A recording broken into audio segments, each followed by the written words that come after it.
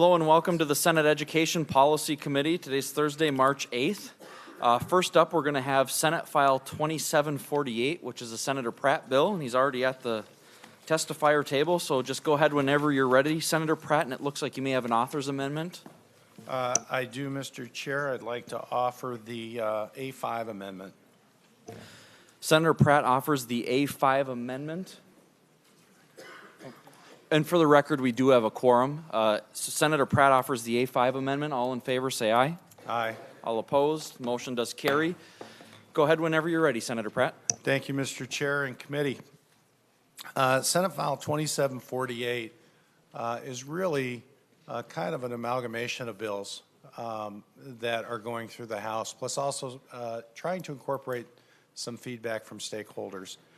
This is a bill that has been come to me both from several House members, particularly Representative Loon and Representative Fenton, but also from a desire from the new Pelsby saying that they would like some additional authority in order to make sure that the teaching profession is at the highest ethical standard. Members, the beginning of the bill talks about background checks. That Pelsby believes we should be doing a background check whenever we renew a license if one hasn't been done within the last 5 years. And I think that's a good option, members. Right now, teaching staff, when they go in and get their license, they just basically check a box that they haven't been convicted of a felony or any misdemeanor. Section 2 remains effectively unchanged except for a little bit of clarification in some of the statutes. Then we go on to Section 3, or I'm sorry, when we get down to item D, we start talking about crimes in which a teacher may have their license suspended or revoked by the Board of Teaching. So if you look at the offenses prior that are enumerated 1 through 10, those are what I call zero tolerance policies. As soon as a teacher is convicted of one of those offenses, they automatically lose their license or can no longer obtain a license in the state of Minnesota. What you find in the next section is some offenses, and we've talked about this with Pelsby as well, where maybe there's some nuance to the offense that Pelsby would want to consider before basically removing a person's ability to make a living. Some of the categories, such as domestic assault, have very, very broad definitions that can range anywhere from a 5th-degree assault all the way up to felony assault. And so what we want to make sure is that Pelsby has the ability to look at these very, very serious offenses, but use their best judgment once someone is convicted. The goal here is to make sure that we have someone that the facts bear out that this is an offense so egregious we don't want them teaching our children in the state of Minnesota.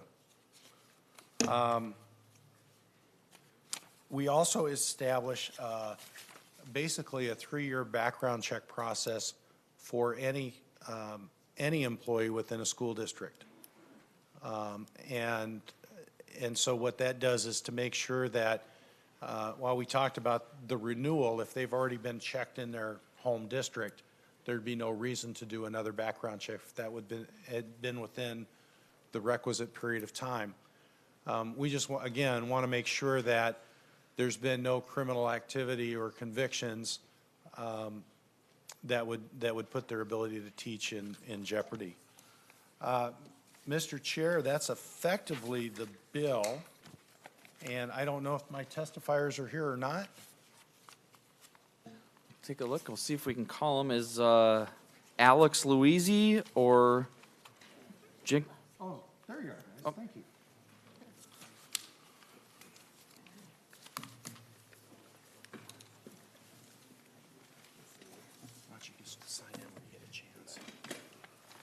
Welcome to the committee. Just state your name for the record and go ahead as soon as you're ready.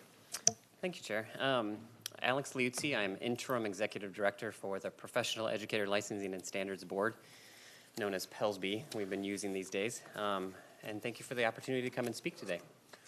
And I'm Jim McClausich. I am the principal representative of the PELSB Board. We've been able to work closely with Senator Pratt and staff on this bill, and as a new agency, we were really able to take a fresh look at teacher ethics and consider any of the loopholes or the possible ways that the statute didn't ensure the safety of students was the priority. Some of those came out earlier in the media in the fall, and we were able to look at those with fresh eyes, and there were 3 areas that we really wanted to make sure were hit on, and we believe that this bill does that. One is the background check piece that Senator Pratt talked about, ensuring that background checks are occurring at least every 5 years. That's the renewal for the teachers. That mandatory reporting, it's extremely clear in statute that the board is a mandatory reporter, but that also other agencies are reporting to the board when they have allegations of teacher misconduct. And finally, that the board is able to use their discretion to ensure that student safety is a priority and that they're able to look at different discipline misconduct that comes before them and make sure that the best result happens for the teacher to make sure that students are safe at all times. The one thing that we want to continue to have conversations about is the background check piece. We're looking at different ways to make sure that background check doesn't slow down the renewal process. Right now we do 22,000 what we call quick renewals for teacher licensure. And we also want to make sure that districts and teachers aren't harmed by the expense of the BCA background check. We're continuing to have those conversations right now to make sure that we have a pathway for that to happen. No, we really appreciate the work and thought that's gone into this bill. The recommendations before you are largely from the PELSB agenda for teacher ethics for this session. I think as a board, we really appreciate that we continue to have the ability to review individual cases as they come before us, and that we are not stuck in a constant situation of auto revocation. So we support this bill, and we welcome your questions. All right, thank you very much for your testimony and the hard work you guys have been doing. At this time, we'll open it up for questions for Senator Pratt or our testifiers, and then we will have one other testifier after questions for these gentlemen. Questions? Senator Clausen? Thank you, Mr. Chair. I just need some clarification or maybe a review. On page 1, we talk about on line 1.5 background check, requesting a criminal history background check for renewing a license. And then back on page 9, starting at 9.13, we talk about requiring for all employees every 3 years. And it seems to be a little bit inconsistent with teachers renewing their license, which may be every 5 years, to requiring every 3 years. And so that would be an area that I guess I have a question on. Thank you, Mr. Chair, and Senator Clausen, thank you for the question. So the idea is really to be kind of almost a lint trap of a bill. So everyone who's working in a school district should have a background check every 3 years. If a teacher were to move from one district to another and kind of fell outside that 3-year period, we catch them within this 5-year parameter. So for example, if you had a background check this year, when you went to renew your license next year, you would not need a background check as part of your license renewal because you've already had one done. If, for example, you had one done in 2013 and you were due to have a background check in, let's say, 2016 then, but for some reason you were able to move schools or jobs or something like that, and you weren't then the next time the background check might come up is within 5 years, even though your next background check at your local school would be further out than that. So that's the intent. Senator Clausen? Mr. Chair.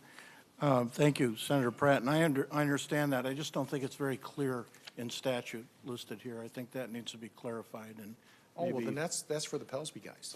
Pardon me? That's for the Pellsby guys. Well, I'm going to ask, do Pellsby, do they have to meet these requirements too about background checks? Well, I'm licensed, so absolutely. both of us are. But if you're licensing teachers, I think you should go through those background checks. Mr. Chair and Senator Clausen, I couldn't agree more. I've been sitting next to these guys, and I don't know what they've done. Well, that's just one question I had. Mr. Chair? Go ahead. If I can just speak briefly to that, I think we all agree that the intent here is right on, that we need more background checks. We don't want teachers just checking a box saying that they didn't do anything. Working out how that's going to work to make sure that districts aren't harmed by it, teachers aren't paying undue expenses overall, and we're able to do that, I think is that nitty-gritty of making sure it's clear in statute. So thank you for that. Members, any additional questions? Okay, it looks like our next testifier will be David Aaron from Education Minnesota. If you want to come on up.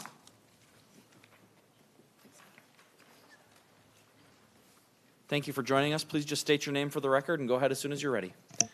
Good afternoon, Mr. Chair, members of the committee. My name is David Aaron, and I'm an attorney at Education Minnesota. And we agree with the majority of this bill. We have spoken with and worked with Senator Pratt and Pellsby, and we share the concern of ensuring that teachers who have committed what Senator Pratt refers to as a zero tolerance offenses are not working in our classrooms. We just have two concerns with the current version of the bill.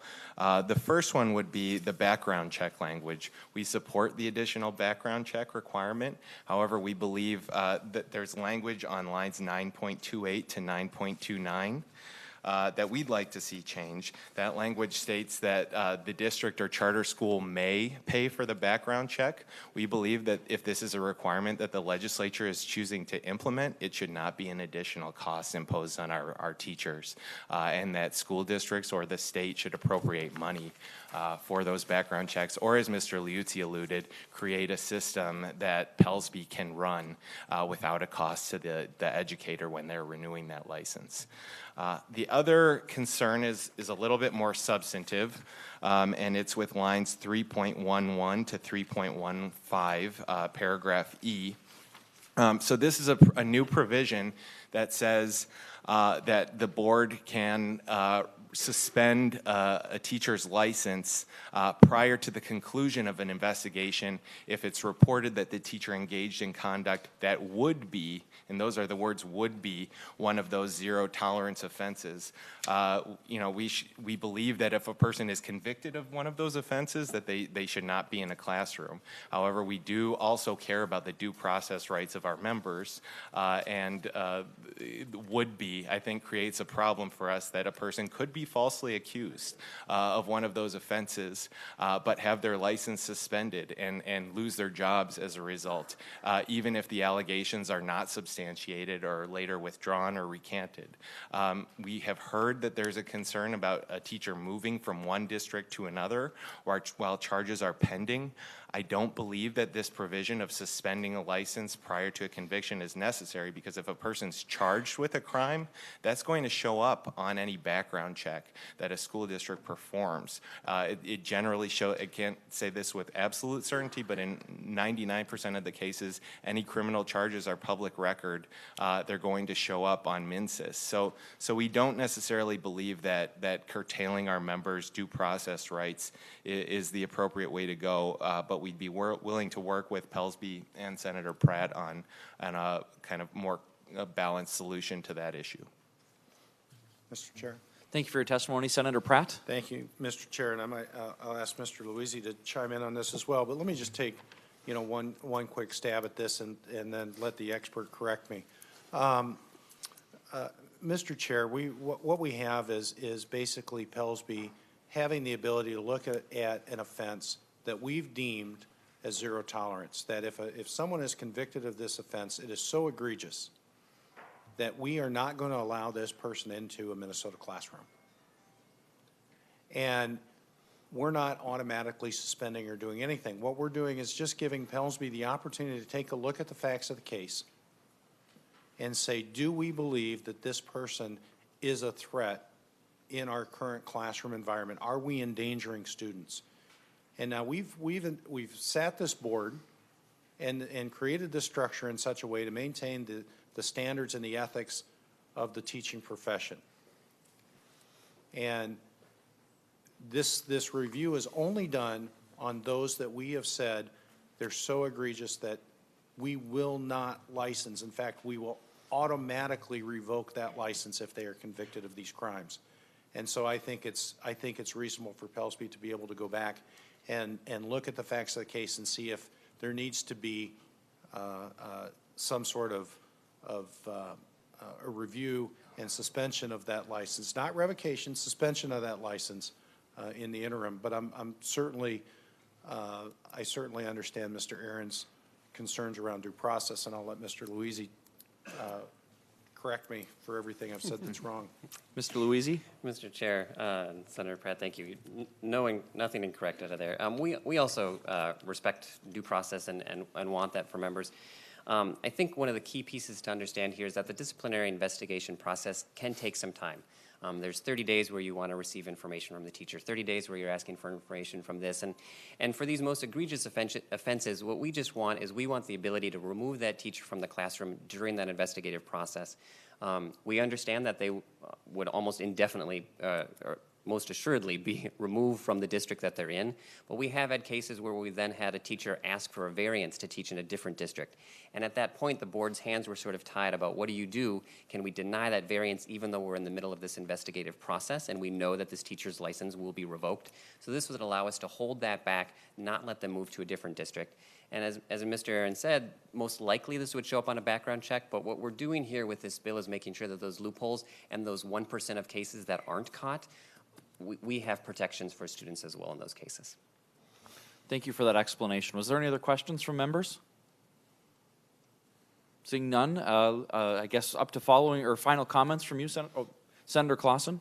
Thank you. Just to kind of let the public know that generally in these situations, the teacher is removed from the classroom, currently placed on a leave pending the outcome of the investigation. So I just wanted to make that clear, that that's the process that's used currently. So. Thank you, Senator Clausen. Senator Pratt, if you have any closing comments? Mr. Chair, and Senator Clausen, you're right, and thank you for that, because our school districts are doing a and our administrators are doing a great job of ensuring the safety of our students. Again, Mr. Chair, this is kind of a potpourri of bills right now that I can't say there's one that perfectly matches up in the other body, but I appreciate the authors of the bills in the House. Appreciate the input from Pellsby and Mr. Luisi, and even some of the changes that we worked out with Mr. Aaron the other day. I hoped we would make enough changes to get him to support it, but we came close. We support over this bill the vast majority of what's in it. So with that, Mr. Chair, I would just ask that Senate File 2748 be laid over for possible inclusion. Senator I'm Pratt, sorry. did you want to move this to a different committee? I believe this has a stop in Mr. Chair, judiciary. I misread it. Mr. Chair, I move that Senate File 2748 do pass and be re-referred to the Committee on Judiciary. Thank you. All those in favor of passing as amended? Senator Clausen? Thank you, Mr. Chair. Just one other comment on 12.13, or I'm sorry, 12.3. Talks about law enforcement agency must report to the Pellsby investigation under paragraph. One of the questions comes up about data privacy, and have law enforcement been advised that this would be a role that they would play in an investigation? I can answer that. Yeah. Mr. Luisi? Chair, Senator Clausen, that's a good question, and we haven't had conversations with law enforcement. That would probably need to happen to make sure that this process is clear. But I'll tell you the reason why this was put in place.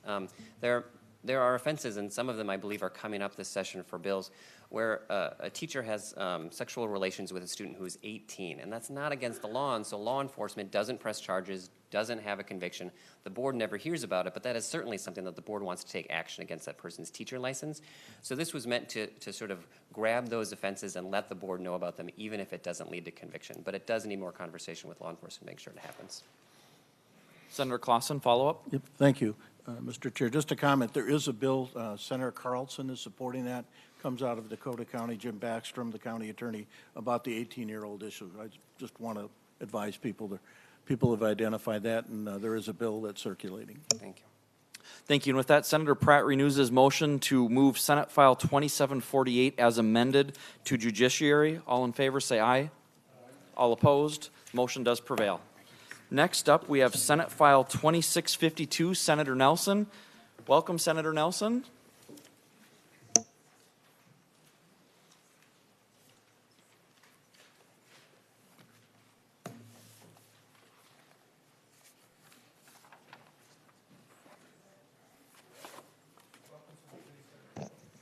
Welcome to the committee, Senator Nelson. Please begin when you're ready. Thank you, Mr. Chair. Mr. Chair and committee, thank you for hearing Senate File 2652 today. And if someone could move the bill for me. Thank you, Madam Senator Nelson.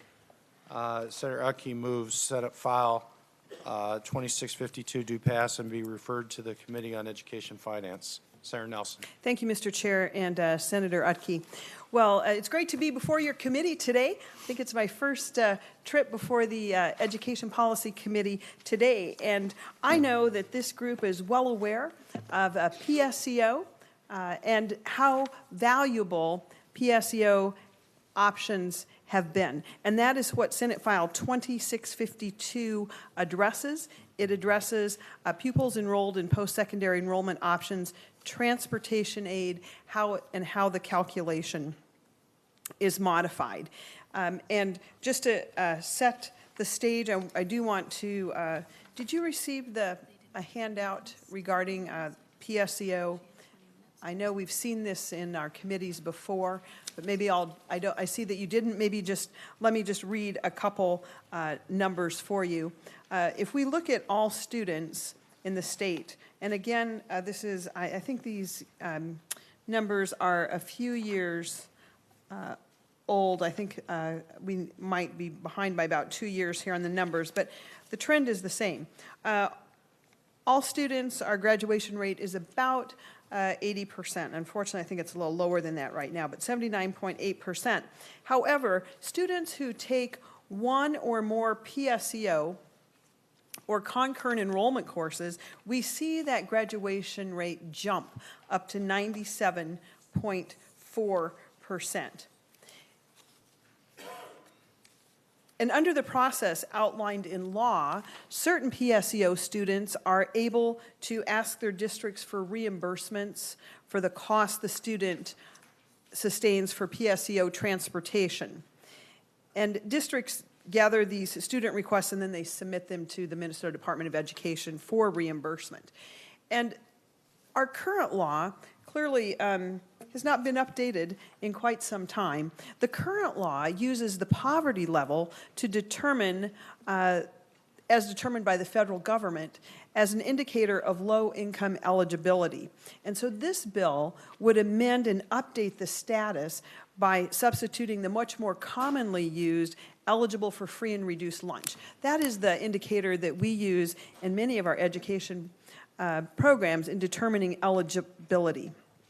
And so it does that. It increases those who are eligible to transportation reimbursement to those who are eligible for free and reduced lunch.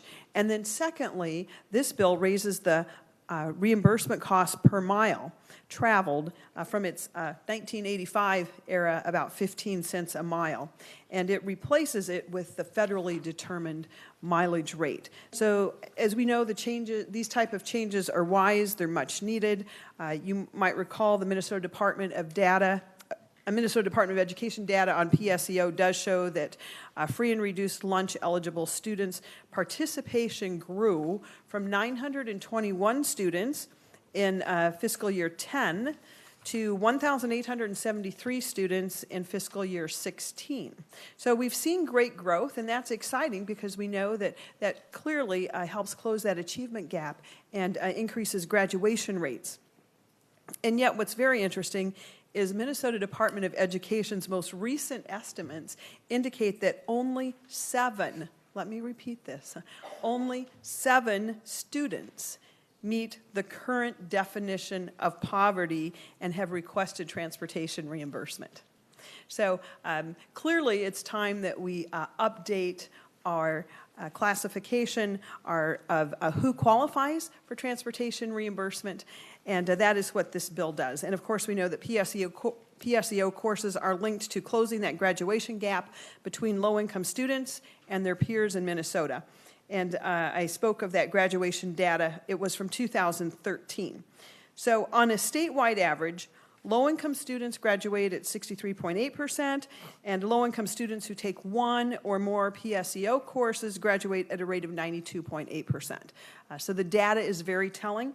Mr. Chair and committee, that is the sum of the bill. You will see that we change who is eligible for transportation, matching it to free and reduced lunch, and then we update the mileage reimbursement to the U.S. Internal Revenue Service business standard mileage rate per mile. Thank you. Thank you, Senator Nelson. First up, we have Mr. Nathan and Ms. Hodge. Would you please come to the testifiers table and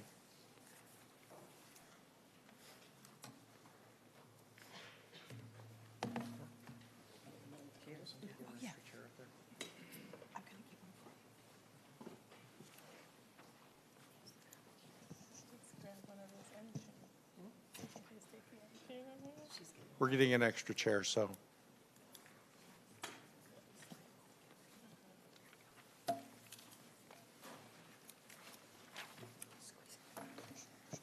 Mr. Chair, members of the committee, my name is Joe Nathan. I direct the Center for School Change, a 28-year-old organization here. We work at the school, community, and policy level. We have 3 youngsters, all of whom have graduated from Minnesota Public Schools. I've been hired at various times by the National Governors Association to work with governors throughout the United States to help them improve education policy. And I'm here briefly to comment on and encourage you to support the bill that Senator Nelson has presented. I'm going to do so for 4 reasons. First of all, I want to share a little bit of good news that was recently in a column that the Star Tribune published that I wrote that notes over the last 10 years the graduation rate here in Minnesota has increased, and the gap between students of color and low-income kids has decreased. So we simultaneously have increasing graduation rates, and we have, although still too large, we have a reduction in the graduation gap between low-income kids and kids of color. And I think that's for a number of reasons. It has to do with high-quality early childhood education, which the legislature has invested in, but it also has to do with the dual credit that a number of you have been strong advocates for, one of which is PSEO. And we remain strong advocates of all forms of dual credit, AP, IB, college in the schools, and PSEO. So that's the first piece of news. And it's good news.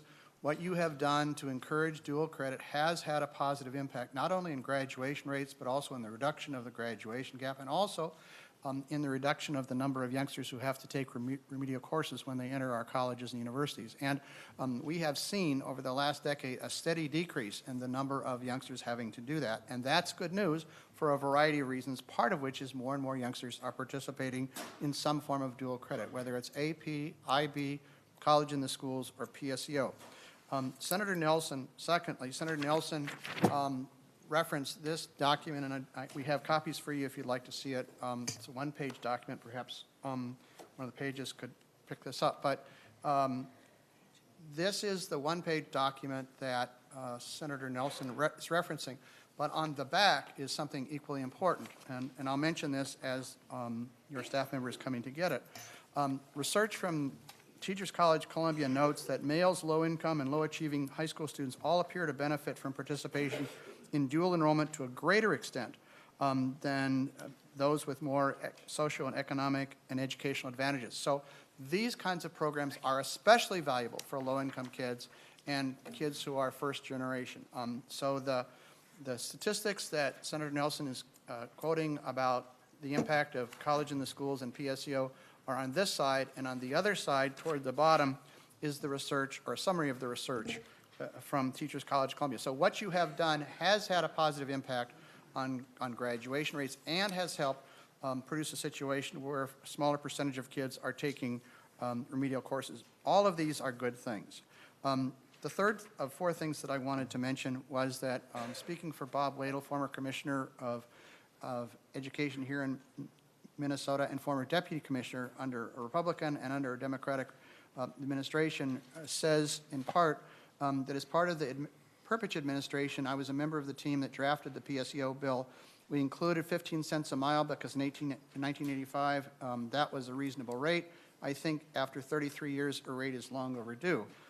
He also strongly encourages the other change in the bill that Senator Nelson is recommending, again, for obvious reasons, that in most of the legislation, most of the designation of low income, we use free and reduced lunch. Finally, and there are several people who will amplify on this, I have been a public school teacher and administrator, parent, PTA, PTA president, and other responsibilities over the last 35 years here in Minnesota. Proud to be in Minnesota.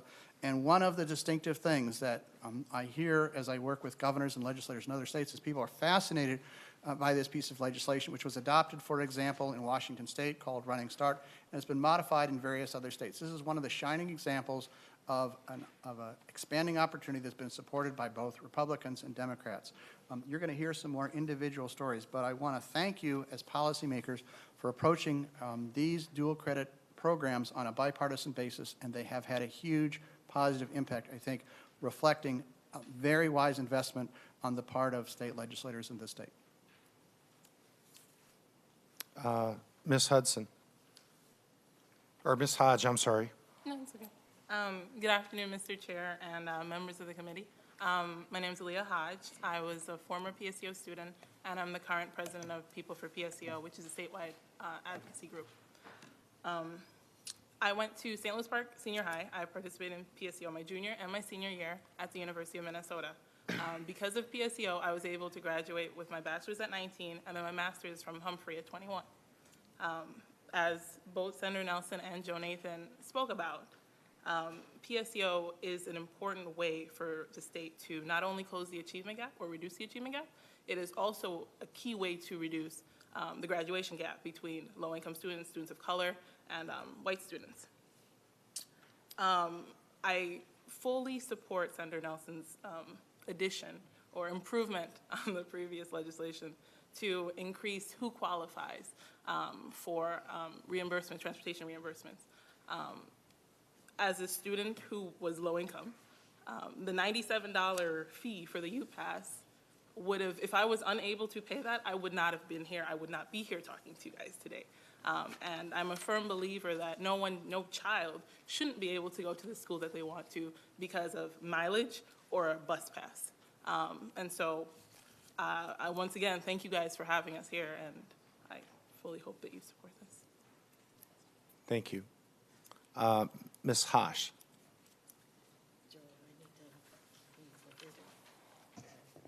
Does it come? Welcome to the committee, Ms. Hosh. Thank you. If you would just state your name for the record, please, and begin when you're ready. Okay. My name is Patty Hosh, and I'm a retired principal from the Cass Lake Venus School District. I worked there for 27 years. I began the Cass Lake Area Learning Center in 1987, so I've had a long history of working with young people who have chosen to take advantage of alternatives. And one of the options that we try to encourage our students to do was post-secondary enrollment options. On the Leech Lake Indian Reservation, we served 95% American Indian students. Besides serving students just from Cass Lake Venus School District, we served up to 12 different school districts that came to us. And Cass Lake is located like 14 miles east of Bemidji, which is the closest place that they could go to for post-secondary enrollment options. You had Bemidji Technical School and then Bemidji State University as options. Since then, the reservation has started its own college, and so that has helped somewhat. But it really was a deterrent for many of our students to participate in PSEO, the whole transportation issue. We don't have a light rail. We don't have public busing. We don't have a lot of things that would help our students get there. And as you've known before, the graduation rates for particular minorities is not as good as not as the rest. So I just really strongly feel that this would be really helpful to our students to be able to participate in PSEO. It's an excellent opportunity for our young people. Since retiring, I've been continuing working with kids that are in alternative schools, and it's really made a difference for those students. And I continue to be involved with them and know what an impact having a college exposure is while they're still in a high school. So I appreciate Senator Nelson getting us back up to speed in terms of increasing the price that was set many moons ago. So thank you very much. Thank you, Ms. Hosh. Before we bring someone up for testimony, is there any questions for any of these testifiers or Senator Nelson so far? Senator Eichhorn. Just a comment. I actually have Cass Lake Bena in my district, and I can certainly speak to the long drive between Cass Lake and Bemidji to go to school, so I greatly appreciate your advocacy for this and all the hard work you did with the students there to help them take advantage of PSEO. That's greatly appreciated, so thank you for your hard work. Appreciate that, Senator. Thank you. Senator Clausen. Thank you, Mr. Chair. And these are great programs. We all know that. And we've got a lot of data that shows that. So there's no question about that. And I think clarifying the reimbursement rate by looking at the free and reduced rate will be simplified for administrative purposes in schools. So I really like that. We are changing the reimbursement rate, and I'm just wondering if there's a fiscal note on this. Senator Nelson. Thank you, Mr. Chair and Senator Clausen. There is not yet, but I can guarantee you there will be by the time it gets to the Education Finance Committee. And we do know that we always have financial constraints within which we need to work. My goal is that we definitely would be able to increase eligibility to all free and reduced lunch qualifiers, and then also that we would be able to match that federal mileage reimbursement. We know that things might change depending upon the funds that are available, but this is where we should be going, I believe. And I also maybe would ask you, Senator Clausen, it dawned on me that it might be easier for calculations too if we did have the mileage rate tied to the federal mileage reimbursement rate, because otherwise we could come back here 15 years from now.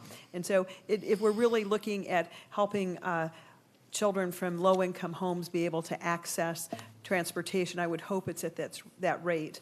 And then there is one other piece on the transportation that I wanted to mention, and that is that we describe necessary transportation costs to include the cost of transportation in a private vehicle, a bus, a taxi, or a shared vehicle. So that is new language as well, members. Senator Clausen, follow-up. Yes, thank you, Mr. Chair. Is it the intent that one of the issues I always had with the PSEO and college in the schools, they're never fully funded. Is it your intent that this would be fully funded, or was there be a pool of money, and in the end we look at how many requests they are, and we look at the money and we disperse it based upon the availability of funds? Senator Nelson. Thank you, Mr. Chair and Senator Clausen. You will see that there is an appropriation. It's blank at this point. We don't know what it will be. But as we look to what it should be, we're looking at these two items, increasing eligibility and the reimbursement rate. And so those things will help guide us as we look at what that fiscal note is. And we do know that there will be a fiscal note. If you remember, there are only 7 students in the entire state of Minnesota at this point who are accessing this PSEO transportation funding. Thank you. Senator Kent. Thank you, Mr. Chair. And Senator Nelson, as we've discussed over the years, making PSEO more available to more students is a very good thing. And I think there's a lot that's good in here, and I agree with you about the federal reimbursement rate for mileage. I do have a question about the, on page 2, the paragraph C, necessary transportation costs in private vehicle, bus, taxi, or other shared vehicle. My concern is if it's too vague, I mean, like, for example, where would Uber or Lyft fit in this? And you can see a scenario, given demand, things could get pretty expensive. I'm wondering if there could be some definitions in there just to make sure that we are not creating a situation for things to get out of hand and exorbitant in terms of some of the costs that we're paying. Thank you, Senator Kent. Senator Nelson. Thank you, Mr. Chair and Senator Kent. I didn't quite hear all of your comments, but I think I got the gist of them, which is tightening up this definition to make sure that resources are used in the most appropriate manner to allow them to reach as far as possible. And I think that's and as someone who serves on transportation, certainly before it comes to my committee, if you have some ideas along that line, certainly bring them to me. We want to take a look at that. My original thinking is that certainly that transportation in a private vehicle is probably the most expensive, and then you have a bus, a taxi, or a shared vehicle, which may or may not include Lyft or Uber, but certainly I think we should talk offline and look at how we can clarify this as could make it even more effective. Senator Kent. Thank you, Mr. Chair. And just one more comment, because this is something I talk about a lot. Once again, more transit in our state would help a lot in these kinds of situations and would provide far more options for students. Thank you, Senator Kent. I'm sorry, Senator Radke. Thank you, Mr. Chair. And I was just, as I'm reading this, I think it's already covered. If we go back to page 1, lines 1.16 and 17, it just refers to the current IRS rate or less. So, I mean, the IRS rate would already be capped at the maximum mileage, plus we've got maximum number of miles. So I think we've set the ceiling already, right? Senator Nelson. Thank you, Mr. Chair. Senator Radke. Yes, we do have some limits in here and some guardrails. Are there any other questions? Okay, if not, I'd ask Mr. Crossan to come up for some comments. I should stay.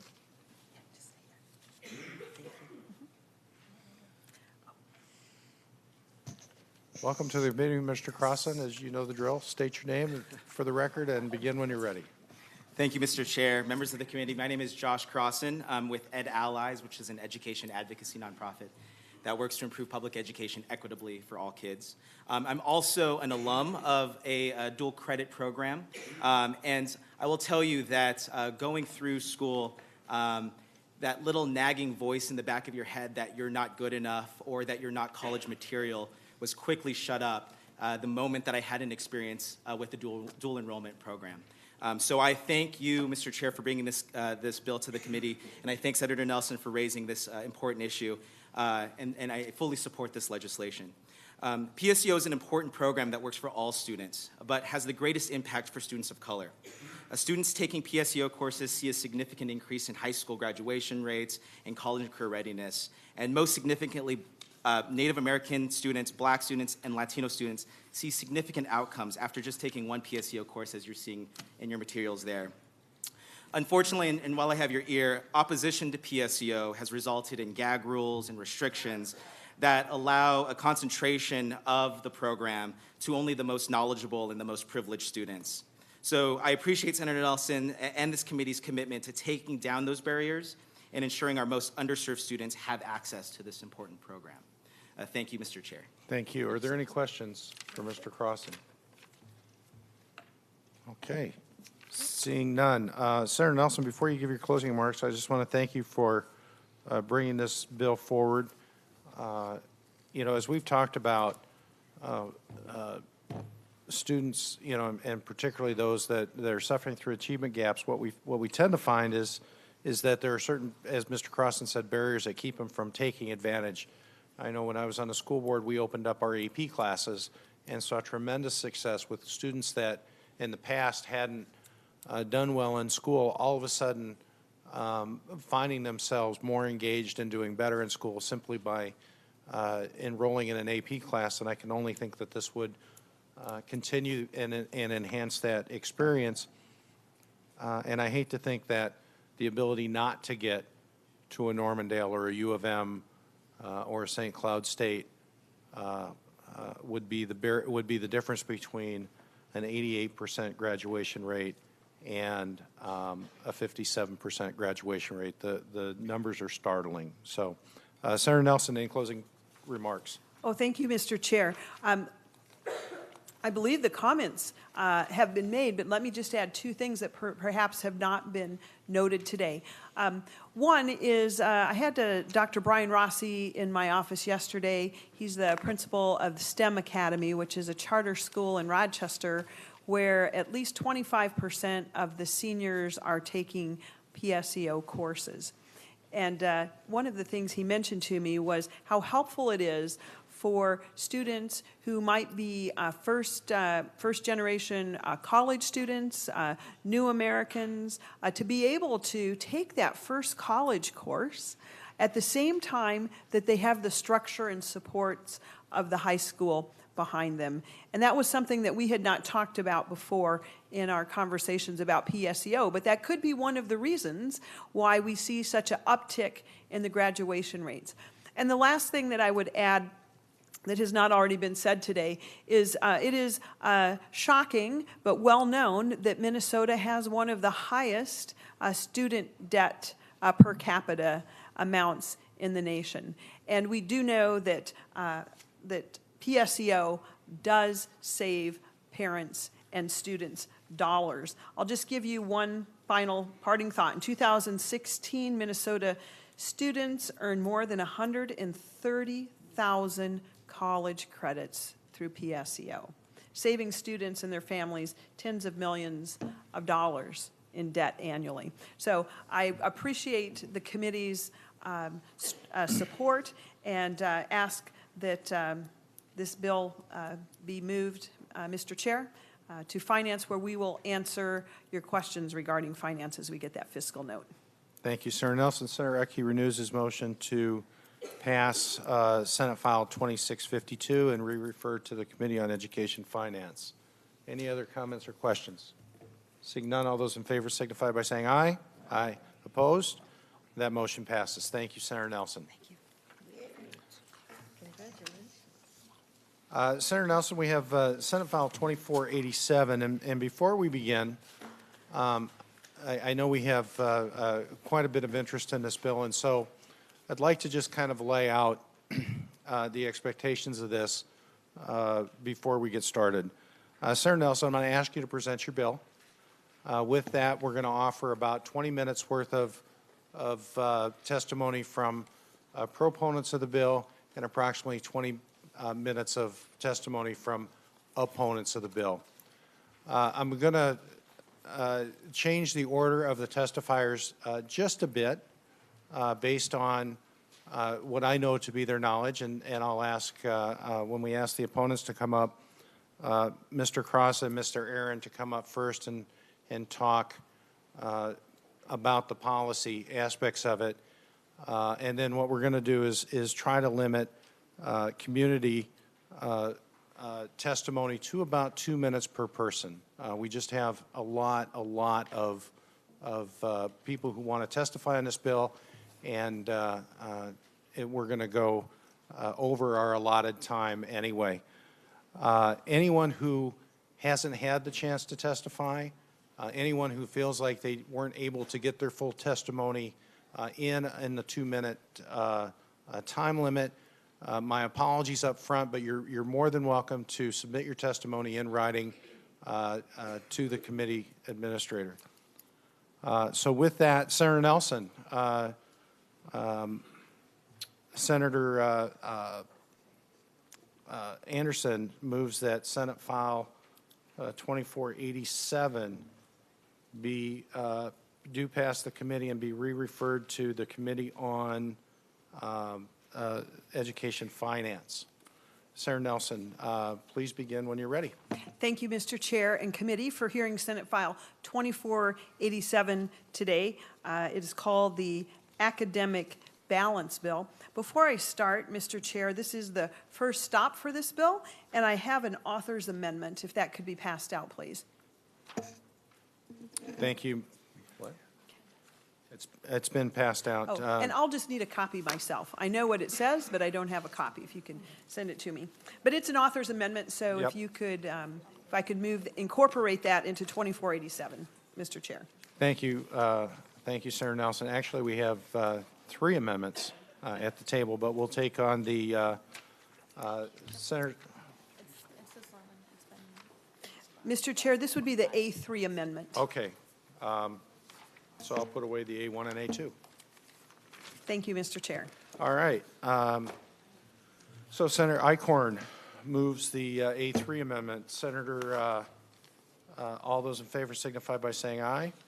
Aye. Opposed? That motion carries. Now that you have the bill in the form that you'd like it, Senator Nelson, please begin. Thank you, Mr. Chair. As I said, this is the academic balance policy or academic balance bill. And I'll just kind of set a little bit of the context here, maybe set the stage a little bit.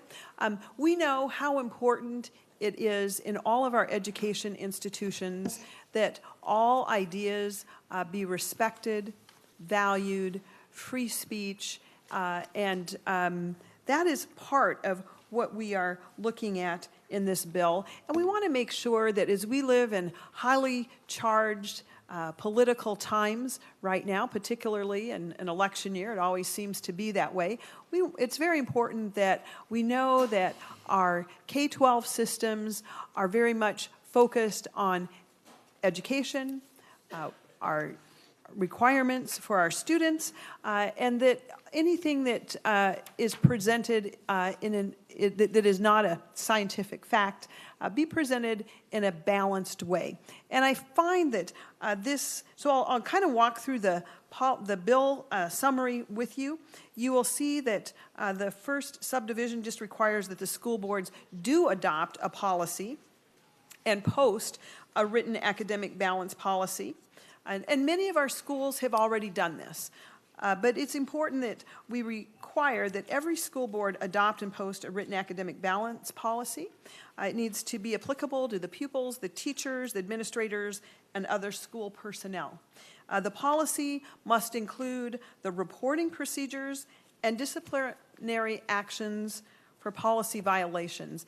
And the last part is the piece that I have not seen implemented. Most of our school districts do have these kind of academic balance policies. They might call them by other names, of course.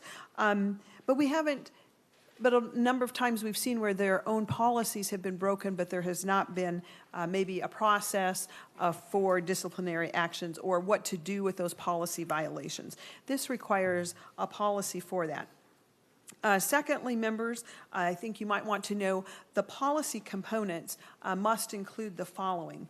It would prohibit school employees from requiring students or other school employees to express specific viewpoints for the purpose of academic credit, extracurricular participation, or as a condition of employment. I have had actually family members come up and visit me at an apple orchard telling me about what was happening in their schools where a particular teacher had asked students to line up in front of the room, and if you believe this particular thing, if you support it, move this way.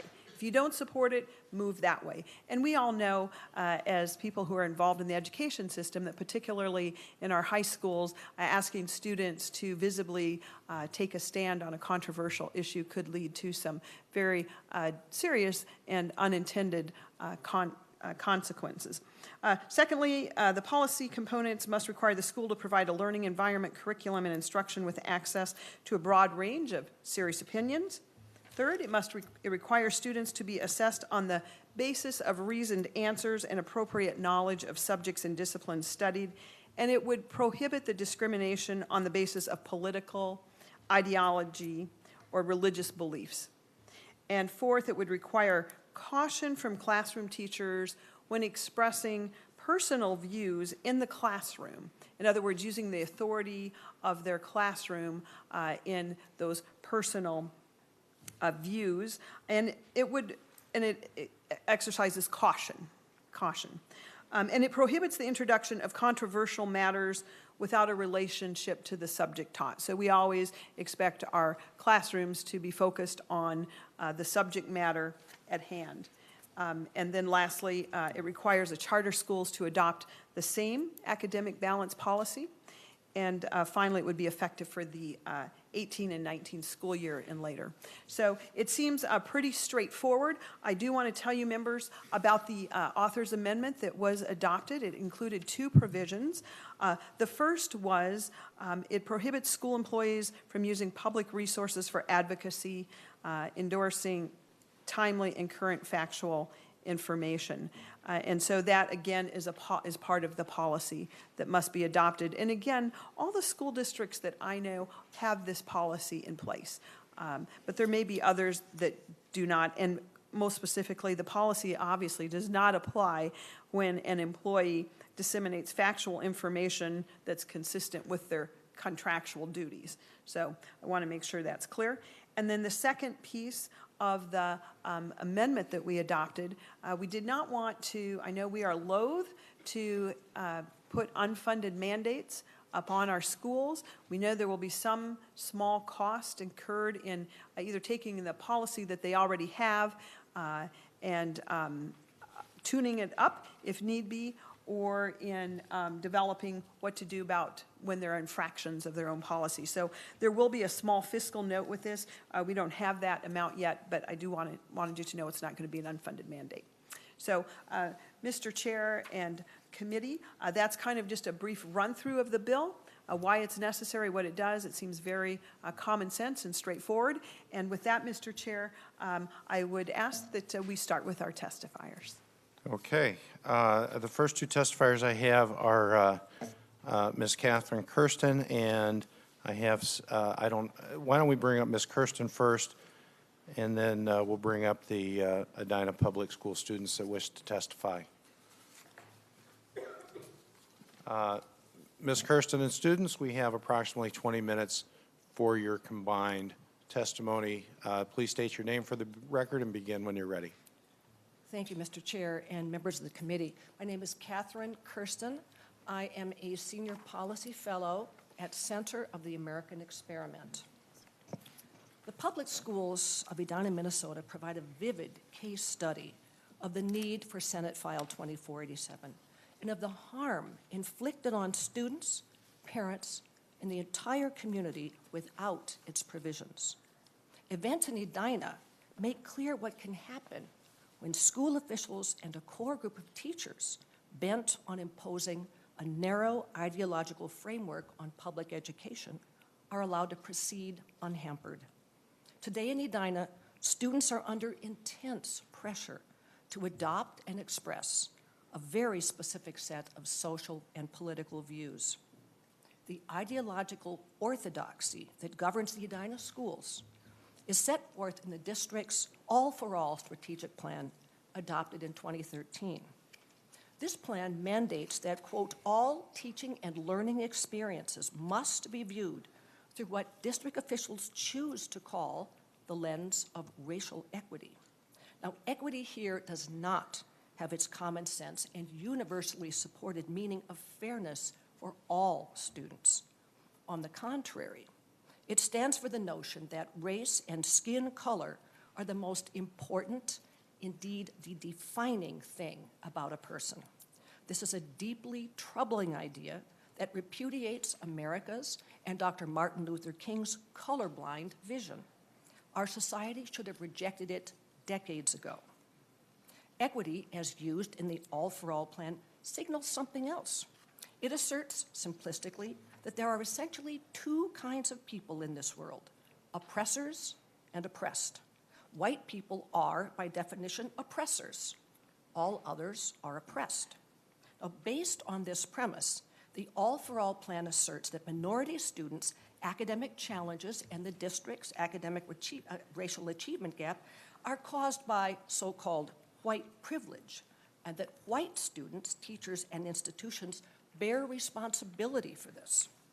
Thanks to the ideological conformity required by the All for All plan, students in Edina are no longer exposed to the broad range of views necessary to enable them to think for themselves.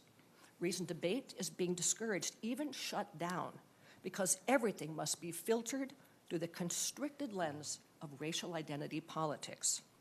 Obsession with skin color starts in kindergarten. In the high school, the primary vehicle is a year-long required English course in 10th grade whose curriculum is confined to ideologically charged topics like social constructions of race, class, and gender. Students who dissent can expect to be intimidated and bullied by teachers and by fellow students who have learned from their teachers to mock and silence dissent. As the students here will tell you, the tool of choice is often name-calling, reflexive branding of a dissenter as a racist or a bigot. Now, here is the fruit of the Edina School's simplistic and inhumane race-based ideology. White students are learning that they are complicit in the exploitation and oppression of minority students simply by virtue of the color of their skin.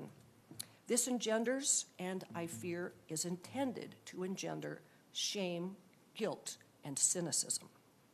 Minority students suffer even greater harm. They are being conditioned at an early age to view themselves reflexively as victims, to succumb to the temptation common to all people to blame others for their problems. No attitude interferes more with success, happiness, productivity, or a sense of control in one's life. Students of all races are learning to parrot orthodoxy back to their teachers. They are learning that at school, a top priority must be to please those in power. Young people who absorb these beliefs and practices from school authorities will not be able to develop true tolerance or to strive in good faith to understand diverse points of view. In the future, if too many citizens adopt this position, neither civility nor democratic governance will be possible. Thank you. Thank you, Ms. Kirsten. To our students, please state your name for the record and begin your testimony when you're ready. I'm Jasmine And welcome to the Edmond. committee.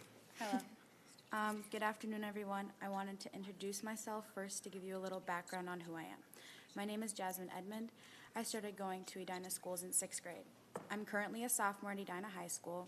I was a member of the Young Conservatives Club and was one of the members who brought a lawsuit against Edina High School. Since attending Edina High School, I have noticed hostility, unfairness, aggression, and so much division. It is very hard for me to just take a few moments to describe and make you feel what we as students have felt and dealt with for the last couple of months. I have been subjected to teachers being openly aggressive to students just because they may disagree with their political views. I have seen students shamed by other students just because of the color of their skin, and the teacher is there to witness this attack and does nothing about it. I have seen students disrupt class with no disciplinary action taken towards these individuals. In one particular instance, I was in class and the teacher couldn't get control of the students, so he gave up and sat at his desk while all the students continued to talk until class got out. After the lawsuit against Edina High School, me and the other members of the Young Conservatives Club were bullied through social media, and in school, we were shoved and yelled at in the halls. We brought this up with our principal and showed him the awful things students were calling us. Nothing was done. Me and my friends didn't feel safe or welcomed at our school, and we didn't have our principal to go to for help. At the end of the day, I don't want politics and race to play such a huge role in education at Edina High School. I don't want to be divided by the color of my skin and put into groups because of it.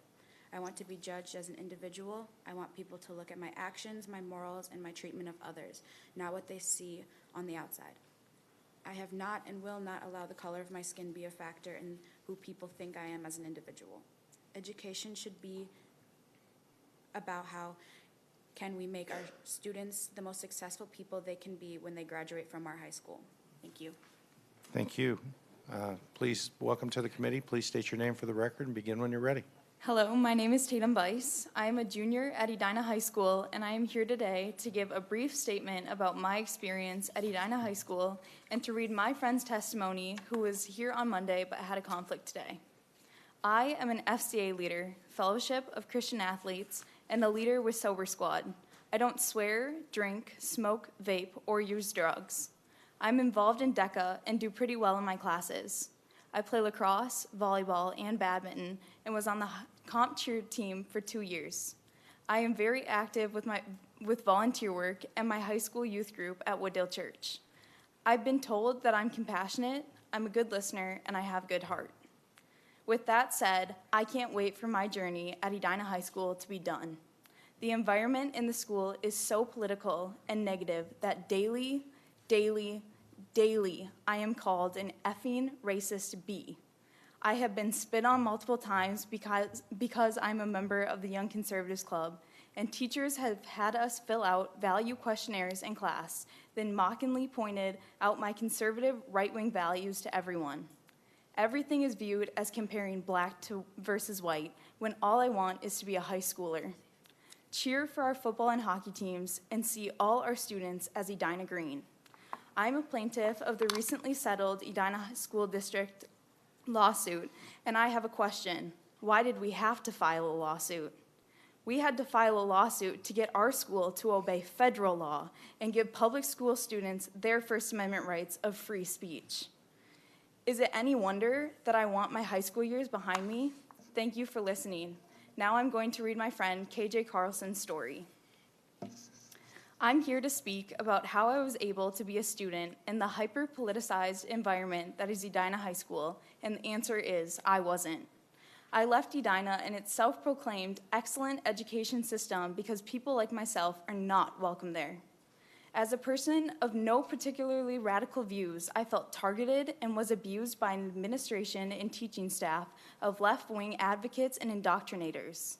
I was raised in an evangelical Christian home, and I never could have predicted that in my year and a half at Edina High School, I would have been told on multiple occasions that my faith was illegitimate, that it rationalized and is responsible for 17th century slavery, that my foundation of faith discredited anything I could ever wish to argue intellectually, and that missionaries who I am proud to say are represented in my family tree are oppressors and villains. I cannot deny that with my blonde hair, I'm about as white as they come, and it was clear to me that the teachers, administration, and the all too present student leader groups hated this fact. The agenda of Edina was to make sure that white kids not only felt like they were privileged because of their skin color, but that they suffered from excruciating guilt because of it. This common thread of understanding was displayed not only in personal views teachers expressed, but in curriculum in many classes. The ideas was that if you are white, that you are inherently wealthy and should resent it, an oppressor and should be punished for it, and most ridiculous of all, that you are undoubtedly the descendant of Southern slave owners, making it okay to chastise you. Another facet of the apparent indoctrination game plan regarded politics as a whole. The only teachers who spoke out about their political beliefs, and believe me, they did this quite often, represented a party that is currently extremely upset about the loss of the most recent presidential election. Never once was I able to hear views that I agreed with that are once again not uncommon presented in class. I urge you here today to push for a change in this system, not for myself or my family because we have left, but for other scared and inevitably insecure teenagers who, like me, don't want to have to endure an environment where profanity is a commonplace, their morals are vilified, and they are not equipped with the proper materials for learning because of a partisan agenda that takes priority over actual learning. I'm here today to try to expose the truth about Edina High School. If you want to go to a school where teachers teach on a platform of social justice for some, and look at everything through a lens of racial equity, then Edina is a perfect place for you. But if things don't change, people like myself who represent the things that I do will continue to leave, and maybe that's the goal, but I guess that's up to you. Thank you. Thank you. We used 12 minutes of testifier time for the proponents. And Senator Nelson, you have some comments? Mr. Chair, I believe we have a couple other proponents that we should bring up during this time block. Okay. Let's put this on pause here Mr. real Kevin quick. Cristodoro. Okay.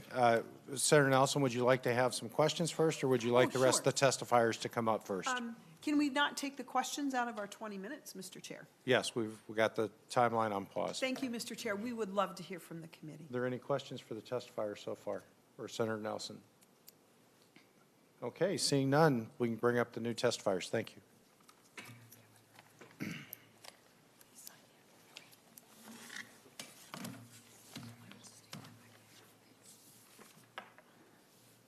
Welcome to the Senate Education Policy Committee. Please state your name for the record and begin when you're ready. My name is Kevin Cristodoro. I'm the father of a 5-year-old. It's a kindergartner and a 19-month-old son. Senators, Mr. Chair, thank you for the opportunity to share my family's experience with Edina Public Schools. As you have heard from others, there are ongoing events within the school district that continue to go unchecked. As my wife and I moved in 2012 to Edina, we have unfortunately uncovered an insidious doctrine that, in our opinion, violates the Minnesota Human Rights Act, the Child Internet Protection Act, Minnesota 3512 Code of Ethics for Administrators, Minnesota 8700 Code of Ethics for Teachers, and certainly should be questioned by the Office of Civil Rights under Title VI and Title IX. In simplest terms, Edina schools have developed a holistic K-12 education plan based on skin color that not only shames children for their skin being white, but also victimizes African Americans, teaching them a belief system that was developed through data collected in the 1970s and 1980s, precluding any geopolitical events that have occurred afterwards. What I'm talking about is the pedagogy of white privilege. I would like to share how this belief system is antiquated, and as it does nothing to take into consideration that people with white skin can and do experience persecution and suffering. With Edina's position to support this belief system, developed by Peggy McIntosh, it fails to represent any refugees with white-colored skin from Northern Africa, Eastern Europe, those who have come to the U.S. after the fall of the Berlin Wall, the Bosnian conflict, and more recently, those coming from parts of the Middle East. In the crudest and cruelest example of how this policy is flawed, I'm sure many of you remember this image of this child shared in media. In Edina schools, this child or any family that would have a child that died like this, because of this child's skin color being white, they would be subject to being forced to understand their white privilege. And I'll say that again, that child right there would have qualified as a white person. To take this to another level of how this has become completely out of control, if a family of a child who was murdered in the recent Florida school massacre were to come to Edina schools, they too would have their other children taught through the lens of equity and to endure the school's mandated perspective of that privileged lives. I have unfortunately worked with a father who had his daughter shot in Aurora and another father who lost his son in the Virginia Tech shooting. The loss of life on a father's face bears no privilege, regardless of race, color, creed, or orientation. My wife and her family are an example of this. As an ethnic Jewish refugee from Soviet-occupied Ukraine, my wife came to the Twin Cities when she was 9. In Ukraine, Jews had fewer rights than non-Jews. Jews had to live in certain areas of Kiev. No opportunities would be extended to her for higher education. My father-in-law had his cousins murdered by Nazis in a ravine in an event known as Babi Yar, where over 30,000 Jews were mowed down by a machine gun fire over a period of 3 days. My grandfather-in-law ate stolen potato skins from Nazi camps after the destruction of Kiev. My wife and her family have also had some limited exposure from the radioactive fallout of Chernobyl. They came to the United States with $200 in 1989, and they worked their way off of food stamps, where my mother-in-law now owns her own hair salon. This is their story of white privilege.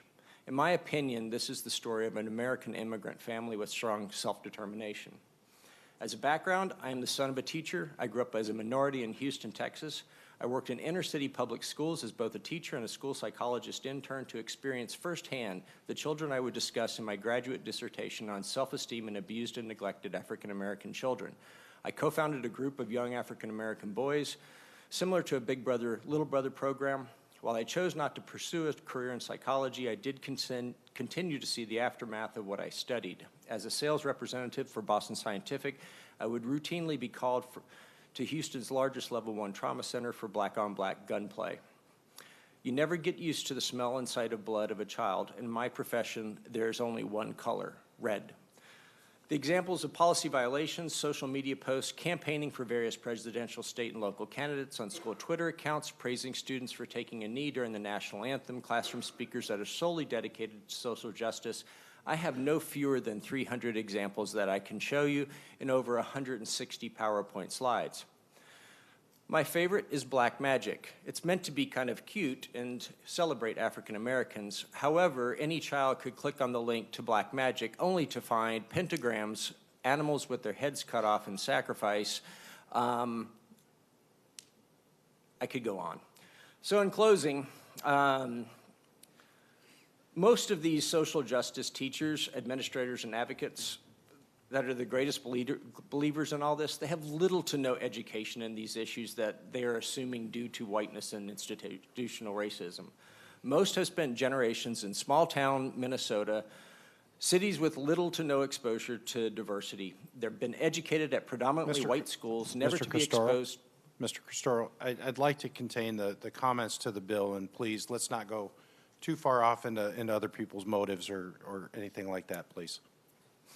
I was just trying to share expertise in an area. I believe that's covered in Minnesota 3512. I'm just asking you to please contain your comments.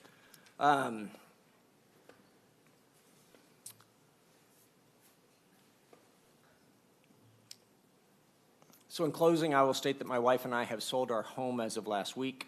This is not going to stop anytime soon. Even today at Southview Middle School, the language arts teacher is bringing in a guest speaker who has numerous anti-white, racist, and anti-presidential posts.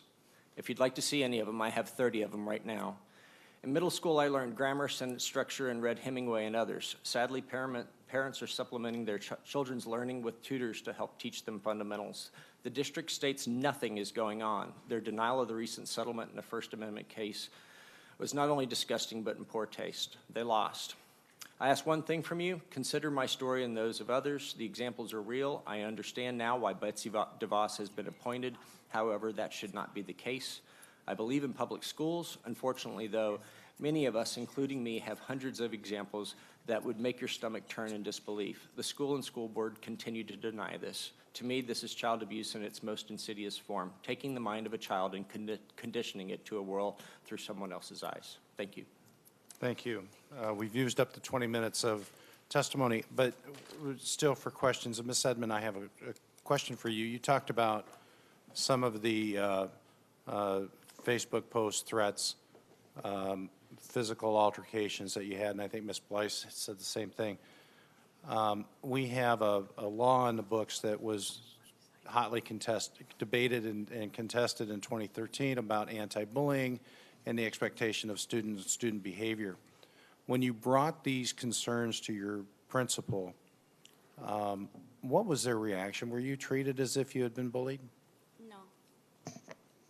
No, he said that he would talk to the students, but when I talked to the students, they said that nobody came up to them, nobody talked to them about it, and that they were still going to post things like that. Looks like Ms. Blyce has something to add to that. There was a picture posted on Twitter of one of our members of the Young Conservatives Club, and it was a picture of the girl's face, and it said, "It looks like a product of incest." And we brought it to our principal and showed him the tweet, and he looked at us and said, "Is this the worst you have?" That's shocking. Any other questions for any of the testifiers? Senator Clausen. Thank you. To add to hers? Just one question, if I could. Mr. Cristoro, I think we're good. I really shouldn't have let you testify. We had cut off testimony, but Senator Nelson had extra time on her thing. But I'd like to get to Senator Clausen's question right now. Just a question, were these Facebook posts and so on done in non-school time off of non-school computers?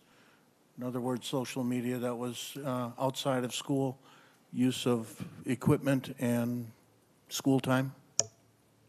We aren't sure what they used to post, but we know that it was Twitter, there were Instagrams, there were Facebooks made about us. There were multiple texts, too, and different group messages about our group. Senator Clausen. Thank you. I'm just trying to make it a point as a former high school principal. Sometimes it's difficult to draw a line of things that happen outside of school and things that happen inside of school, but we know what happens outside of school often comes into school. So, thank you. Thank you, Senator Clausen. Any other questions? Okay, well, thank you for your testimony. We will now have approximately 20 minutes worth of testimony from those who have signed up to oppose the bill. And as I mentioned before, because of the number of people, I'm going to ask Mr. Cross and Mr. Aaron to come up and testify first. They're fairly knowledgeable and experienced at doing this, and I think they'll be able to summarize the policy concern that we have, since this is the policy committee.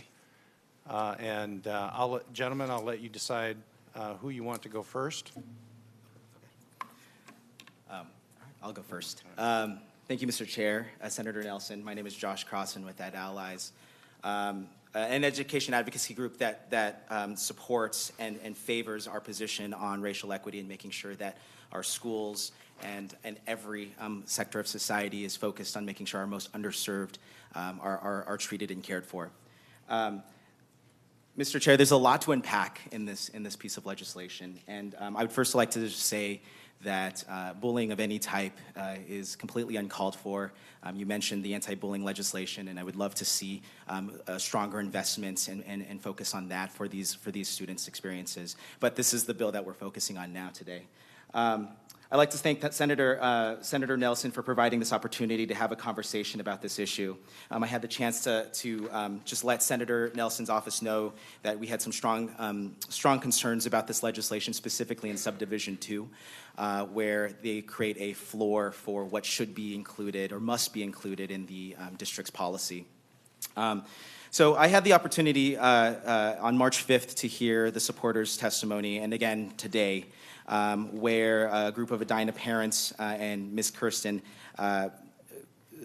repeatedly called for the repeal of racial equity programs across the state and including Edina Public Schools. During these hearings, I heard concepts like white privilege, white supremacy, even rainbow flags, and even discussing our country's history of colonization and slavery deemed political and social indoctrination, which would be prohibited by this legislation. To me, it sounded like the groups supported this legislation in order to convert our Welcoming Schools initiatives and even our state standards to serve the comforts of our most privileged. Just to put this issue in context, nearly 70% of our white students are reading or doing math at grade level in the state. For Black, Native American, and Latino students, the number is closer to 30%. Even more startling is low-income white students are outperforming most of our students of color, with their math and reading proficiency rates at about 50%. Just to say that again, low-income white students in this state are outpacing Black, Latino, and Native American students overall. The disparities that exist in our education system are frankly race-based. To address these disparities, educators, policymakers, families, and our community must lean into and not away from race equity solutions. We must distribute our resources equitably, build culturally and academically engaging and rigorous schools, and promote highly effective educators dedicated to teaching the standards with a keen understanding of implicit and explicit bias, historical trauma, and inclusive curricula. To have the most impacted, we cannot ignore, or to help the most impacted, we cannot ignore how students of color and Indigenous students are being properly served or not served by our current education system. So directly related to this legislation, this bill raises more questions than solving problems. The bill prohibits school employees from expressing social or political viewpoints. How does one know what a social or political viewpoint is? Does that mean schools can prevent bullying of LGBTQ people? Is racial equity a social viewpoint that schools cannot promote? Is history a political viewpoint? How do we assess and enforce this provision fairly? Secondly, this bill defines the purpose of public education as quote, not for the purpose of political, ideological, religious, or anti-religious indoctrination. While I agree our educators have a responsibility to inspire critical thinking and not to indoctrinate students, I don't think the legislation effectively reaches this goal. This provision would create a lot of confusion and fear for our educators, who would have no idea if, when, or how they were crossing a line. As a result, we would risk stifling innovation and risk-taking in the classroom. Lastly, this legislation requires educators have a relationship, quote, or a special competence or training with an issue before being able to teach controversial matters. Again, words like relationship, special competence, controversial matters are concepts that can be implemented in a way that not only hurt our educators who unknowingly step on these landmines, but more importantly, this bill paves a worrisome path of tamping down lessons, stripping them of their controversy, which will inevitably cause significant harm to the development, the knowledge, and the well-being of our students, especially our most underserved. I hope to work with the author of this legislation to ensure we avoid some of these unintended consequences as this bill moves forward and ensure our education system not only welcome, but also celebrate all of our students, especially our most underserved. Thank you, Mr. Chair. Thank you, Mr. Crossan. Mr. Aaron. Good afternoon, Mr. Chair, Senator Nelson, members of the committee. My name is David Aaron, and as I said earlier, I am a staff attorney at Education Minnesota. I'm also a former high school teacher. Education Minnesota strongly opposes Senate File 2478 because it is unnecessary, it is unworkable, and it is very likely unconstitutional. The bill is unnecessary because teachers are already required to observe civil rights laws like the Minnesota Human Rights Act, Title IX, Title VI, and school district policies prohibiting discrimination against students based on their race, religion, or other characteristics. Further, the Code of Ethics for Minnesota teachers already provides, quote, a teacher shall not deliberately suppress or distort subject matter. Teachers who violate this code can be subject to disciplinary action in their district and against their teaching licenses. We are not aware of a single administrative group asking for this law to be enacted. Instead, this bill is the outgrowth of a false narrative of what is occurring in both Edina and other school districts. And you'll hear other testifiers come today to talk about the other side of the story. This bill is also unworkable because the policy would inhibit good teaching and critical thinking in students. Students should never be discriminated against for their personal, religious, or political beliefs. But Subdivision 2, Paragraph 2 of this bill would go much farther, prohibiting teachers from encouraging students to attempt to defend or see the merit in a viewpoint different from their own. I'm sure we can all remember great teachers who made a difference in our lives by exposing us to a variety of viewpoints on a topic, even unpopular and controversial ones, and challenging us to use our analytical skills to agree or disagree and to support our opinions with fact and logic. This bill is unworkable because it would inhibit the very kinds of teaching methods that are the hallmarks of a great education. Finally, in the guise of promoting academic balance, this bill has the potential to violate educators' constitutional rights. Just as students do not shed their constitutional rights at the schoolhouse gate, neither do teachers. Federal courts have repeatedly held that non-disruptive political expression by public educators is protected under the First Amendment. There are now several circuit court decisions holding that, quote, teaching and writing on academic matters, unquote, is protected by the First Amendment, and censorship and discipline for that activity is unconstitutional. Although we agree that teachers should not use their authority as teachers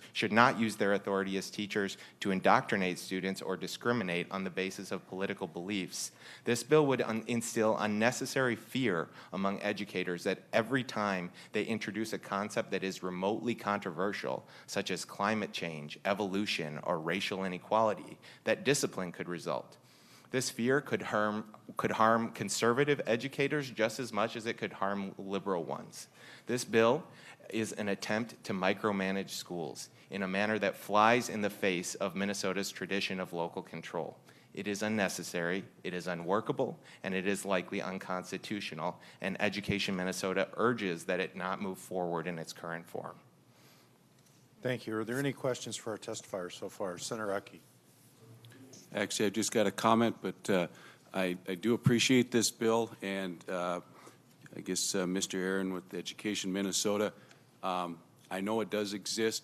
We heard testimony from students, but I've got two daughters that went through a high school system totally unrelated to where these young people came from. They experienced the same thing. Fortunately, they're very strong-willed, stand up, and they're not going to be run over by an educator that does that. So we've got a lot of good educators, but it does happen. This bill will help us, I think, move in the right direction to eliminate some of those problems. Thank you, Senator Ecke. Mr. Aaron or Senator Nelson, any comments? Sure. Thank you, Mr. Chair. Just a couple things. I do encourage members to actually read the bill. We heard a lot of scary charges, but of course there's nothing in the bill that states, I don't see anything controversial in stating that, in fact, subdivision 2, paragraph 2, it actually requires the access to a broad range of serious opinions pertaining to the subjects of study, including contemporary policy controversies. So I would encourage people to read the bill, look at the language, and again, this is does not include bias at all. In fact, it makes sure that all students are respected and all points of view are respected. And I don't believe that there is a outgrowth of a false narrative here. We've heard from people who have been impacted. I'm a middle school teacher myself. I know that some of these type of things went on, and we could look at the Edina policy and see their own policies and see where they were broken. In fact, I would encourage those who have testified in opposition to this bill to look at the Edina controversial issues policies appendix 4. It includes very many of the very same things that are in this bill, and so I do hope it's not necessary. It should not be necessary, but we see that it is, and I think the reason this part is necessary is because there needs to be that policy for what to do when there are these perhaps rare but significant infractions of pushing a certain political or ideological or religious or viewpoint. Thank you. Mr. Aaron, you had some comments to Senator Ecke's question or comment? Mr. Chair, Mr. Ecke, I don't deny that people and your daughters and the students who've testified today had those experiences and feelings and that they are valid, and I regret that. No one should feel discriminated. But I do caution that sometimes when people, there is a difference between exposure to ideas and indoctrination. And I think our testifiers that are following us will talk about that difference a little bit more. Are there any other? Senator Clausen. Thank you, Mr. Chair. Just a question. We're having a back and forth. Are we going to allow testifiers for 20 minutes, or are we going to allow discussion for 20 minutes? Senator Clausen, we've used up approximately 9 minutes of testifier time, and I've promised each testifier a minimum of 2 minutes, and I'm going to stick with that. So, Mr. Aaron, you said something that I thought was very intriguing, and that was that this policy is unnecessary, that this bill is unnecessary. How do you react to the stories that the students have told between interactions with teachers, administrators, and them, having their club disbanded simply because of the viewpoint they had? Many of us on the conservative side of the aisle have often felt our viewpoint has been oppressed in the public schools, and I think there is a general political leaning for those who enter the education system, just as there are a political leaning for those that enter the banking system, for example. And so, but when you're talking about our children and the ideas that they espouse, and you hear the, I don't think that you would say the girls are being untruthful, but how do you, when you say this should not happen and it does, how do you, as Education Minnesota, the representative for 70,000 teachers, how do you address that charge in such a way that, because it infuriates me when I hear that? And I'd like you to comment on that, please. Mr. Chair, I'm not going to spend time today debating the anecdotes of these students. I think the other speakers who work and live in that district are the proper and appropriate people to have that discussion. As far as what Education Minnesota does, we talk to our educators and provide professional development about how to discuss these very controversial, thorny issues that are raging in our society today in classrooms with students that respect all students' viewpoint. We train them about teacher ethics. We advise them. We provide ongoing training. But these are tough issues. And in the trainings that I do when I talk to teachers about these issues, the number one difficulty that they experience is what to do when students make comments in class that are discriminatory against other students or bigoted or harmful or threatening against other students. And it's a fine line that educators have to walk between, you know, encouraging safe and respectful learning environments for all students, but also making sure that students' free speech rights are respected.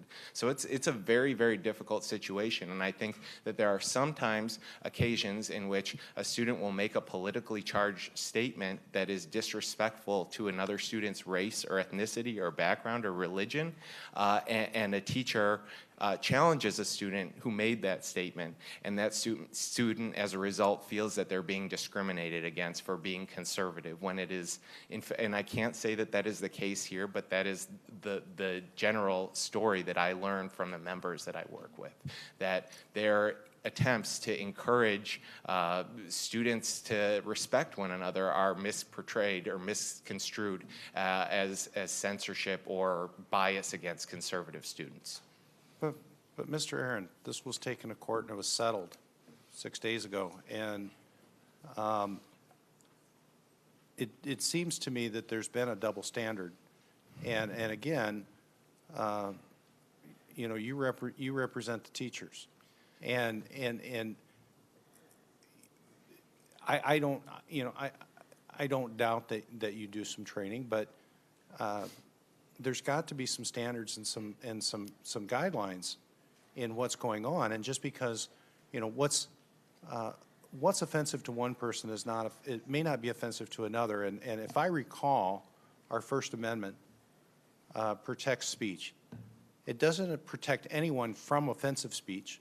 And in fact, just the opposite, it encourages the debate and the discussion so that if, well, I should say it protects stupid speech as well as intelligent speech, and we have those debates, and yet from the stories I heard on Monday and the stories I've heard today, that was not equally applied in this case, and we're here at a state level because our fear is that it's happening in other districts where we're not hearing about it yet, that may not be as public or as large. Mr. Chair, I don't want to take more time from the speakers who have prepared and come to testify today. We've paused the time. Okay, You've got time to answer the question. But what I do, I want to say two things about that. The first about the settlement, I'd urge you to read the settlement before commenting on it, because it has a no admission of wrongdoing provision in it, and I don't believe that there was any monetary settlement, but I'm not I have read it, but I'm not the expert on those issues, so I shouldn't go any further on that. The second point that I'm kind of losing right now, but I think, you know, to give you an example, or maybe to pose a question back to you, after the election, there were numerous news reports of students telling other students of Latino heritage, you're going to be deported now. That could be construed as a political statement, but that also could be construed as bullying in violation of the Safe and Supportive Schools Act.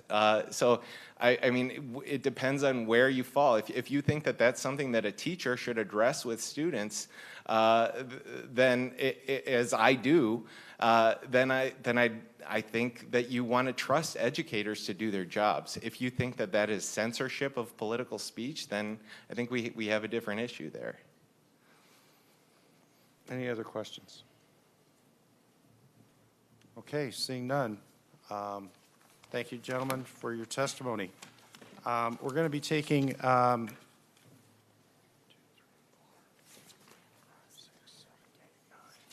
we have 9 additional testifiers, which would take us approximately 18 minutes, but we're going to stick with our promise with each testifier getting 2 minutes. So please be brief. If you don't get to your entire testimony, please submit your testimony in writing to the committee assistant, and she'll make sure that the rest of the committee gets that testimony as well. So first up, we have Ms. Correa and Mr. Heineke. Mr. Chair. Yes. To help in this process, clearly this is a very important issue to all of us. It would be very helpful for me as the author of this bill, as people testify to what is important to them, if they could specifically identify what part in the bill is problematic. I appreciated Mr. Crossan saying that he felt that subdivision 2 was just a floor for what was included. He said it should include more. I look forward to learning about that. But this would be very helpful, I think, for me and senators, if we could get what's wrong with the policy that has been proposed here. Mr. We Chair. always amend things. I'd like to hear that. Thank you, Mr. Senator Chair. Nelson. Senator Kent. Thank you, Mr. Chair. We heard personal testimonies from students and parents before. They did not necessarily specifically address the bill. They were able to tell their stories, Senator Nelson and Mr. Chair, and I believe that people coming up who are opposed to this bill should be afforded the same opportunity. Senator Kent, I agree, and that's why I called it Mr. Aaron and Mr. Crossan first, so that we could talk about the policy piece. And I understand that 2 minutes is a tight timeline. We will take a pause in between testifiers. If there are any questions specific to what the testifiers bring up, we'll put the timeline on pause, but please be limiting you 2 minutes apiece. I don't mean to be rude. We just have to manage our time. So first up, we have Ms. Correa. Good afternoon, Mr. Chair and committee. My name is Caroline Correa. I'm a parent of 2 students at Edina Public Schools, and I also serve on the board of a charter school in North Minneapolis. I'm here today to respectfully oppose Senate File 2487. I believe that as proposed, it's redundant and burdensome to school boards. As a parent and a voter, I look to my local school board to uphold and be accountable to follow existing policies and statutes that already encourage and foster an environment of academic balance. For example, our teachers are already bound by the Minnesota Teacher Code of Ethics 8710.2100, and I know Mr. Crossan, I think, already referred to one piece of that, but 2 other pieces are: a teacher shall provide professional education services in a non-discriminatory manner, and piece D, a teacher shall take reasonable disciplinary action in exercising the authority to provide an atmosphere conducive to learning. There are avenues to enforce this code of ethics via complaint, investigation, and hearing. The existing 8710.2000 standards of effective practice for teachers is also comprehensive and includes P, bring multiple perspectives to the discussion of subject matter, including attention to students' personal, family, and community experiences and cultural norms, and Q, develop a learning community in which individual differences are respected. These codes, at their very essence, call for academic balance, non-discrimination, and embrace multiple viewpoints. Our local school boards also have the robust mission statement of Minnesota Statute 120A.03 to uphold. And we're so fortunate in Minnesota to have this comprehensive existing framework and the local control on how to put this mission into practice. This is the daily duty of our local boards. Thank you, Ms. Correa. Mr. Heineke, please state your name for the record and begin when you're ready. Welcome to the Senate. Good afternoon, Mr. Chair and members of the committee. My name is Charlie Heineke, and I am a junior at Edina High School. So in the last few months, I've been hearing quite a bit about the alleged crimes of my school's teachers. So I'd like to share my experience. So I have neither seen nor experienced any culture of intimidation towards white or male students.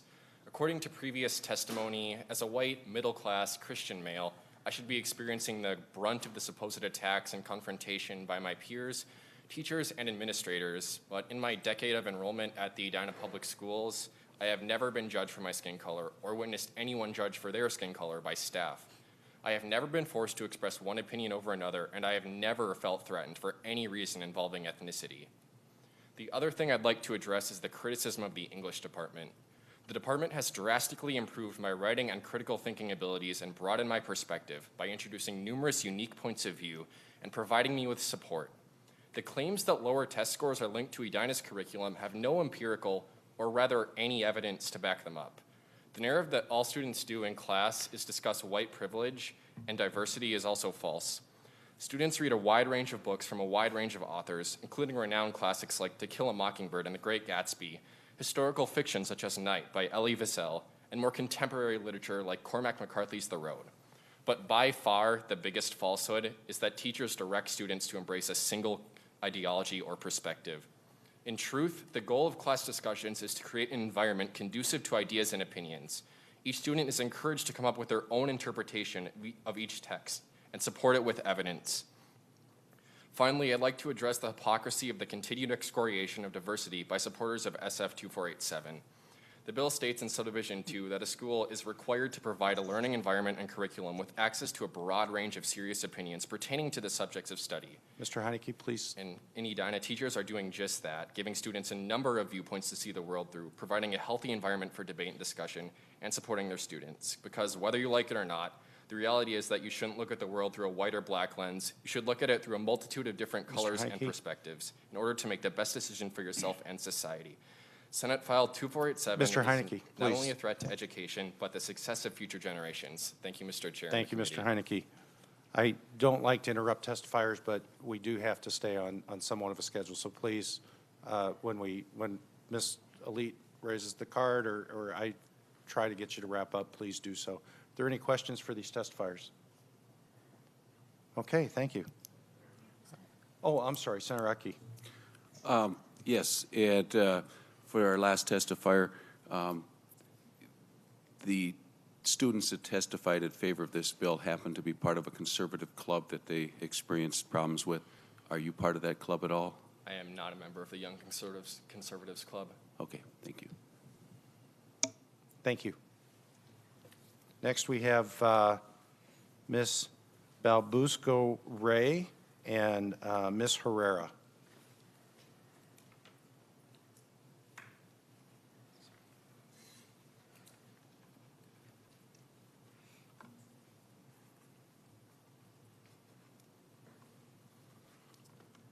I hope I got your names correct. I'm trying my best. Welcome to the Senate, ladies. Ms. Babuska Ray, please state your name for the record and begin your testimony when you're ready.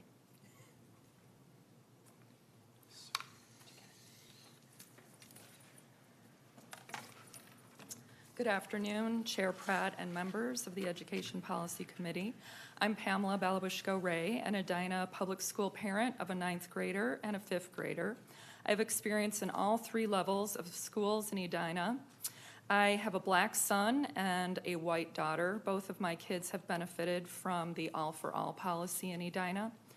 I am here today in opposition of SF 2487. Why? We already have a balanced education in Edina. I'd like to share a little of what I've seen in the last 10 years. In kindergarten at Highlands Elementary, our kids are taught to make connections if they hear something in a story that they recognize from science. They do this. So by the end of the year, you're going to see kids doing this like crazy because they're starting to make connections. It becomes the foundation of their K-12 education. In the elementary years, my kids began to incorporate this foundation in their writing, research, verbal communications in class. They must rely on their own thinking and make connections across subjects. Their teachers encourage that. In middle school, my daughter's thinking was already sophisticated. She produced high-level work. She had to listen to the viewpoints of fellow students and had to present work that showed all sides of a subject. She was exposed to more complex ideas, including some that may be considered controversial. That's what I want. The kids prove they are up to the challenge. Excuse me, hold on. I couldn't be more grateful for the world-class education my daughter has experienced at Edina High School. She continues to be, continues to expand her thinking across disciplines and is willing to think outside of her comfort zone. She uses her own knowledge, thought process, and frame of reference in her classes, and her teachers have encouraged her to do so. These are the hallmarks of a comprehensive education. My daughter will be ready for college. I wish I could continue. I just want to say I really hope you oppose this for all the reasons my friends have indicated. Thank you. Thank you. And again, I notice many of you have prepared testimony. If you want to email it, we'll make sure the entire testimony gets sent to the committee members. Next, we have Ms. Herrera. Welcome to the committee. Please begin your testimony when you're ready. Thank you. I'm a licensed teacher in the state of Minnesota. I don't teach in the Edina district, but I'm here because I believe that this bill will be harmful for my students if it passes.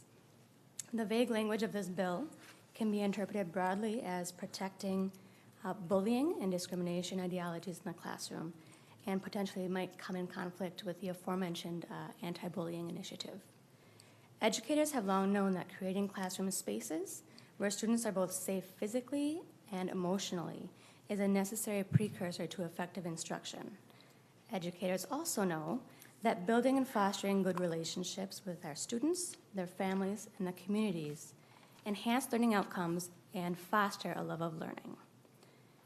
On the surface, the language of this bill sounds as though it would support the use of culturally inclusive language and pedagogy, but the very vagueness of the language opens the door to allow, and I quote, a broad range of serious opinions with no exceptions made for heinous and damaging or discriminatory opinions.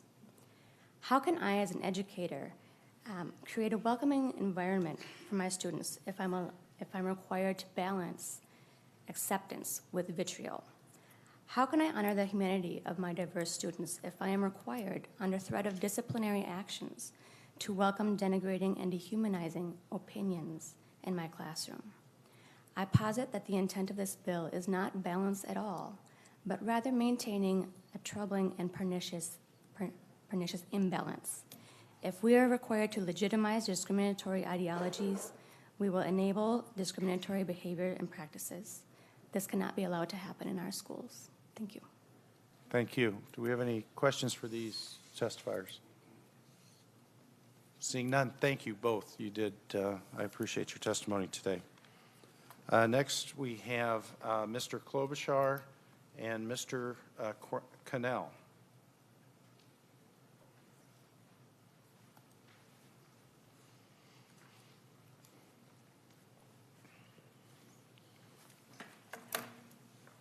Welcome to the Senate Education Policy Committee. Please state your name, Mr. Klobuchar, and begin your comments when you're ready. Thank you, Mr. Chair and members of the committee. Good afternoon. My name is Tim Klobuchar, and I'm in my 17th year of teaching English, all of them at Edina High School.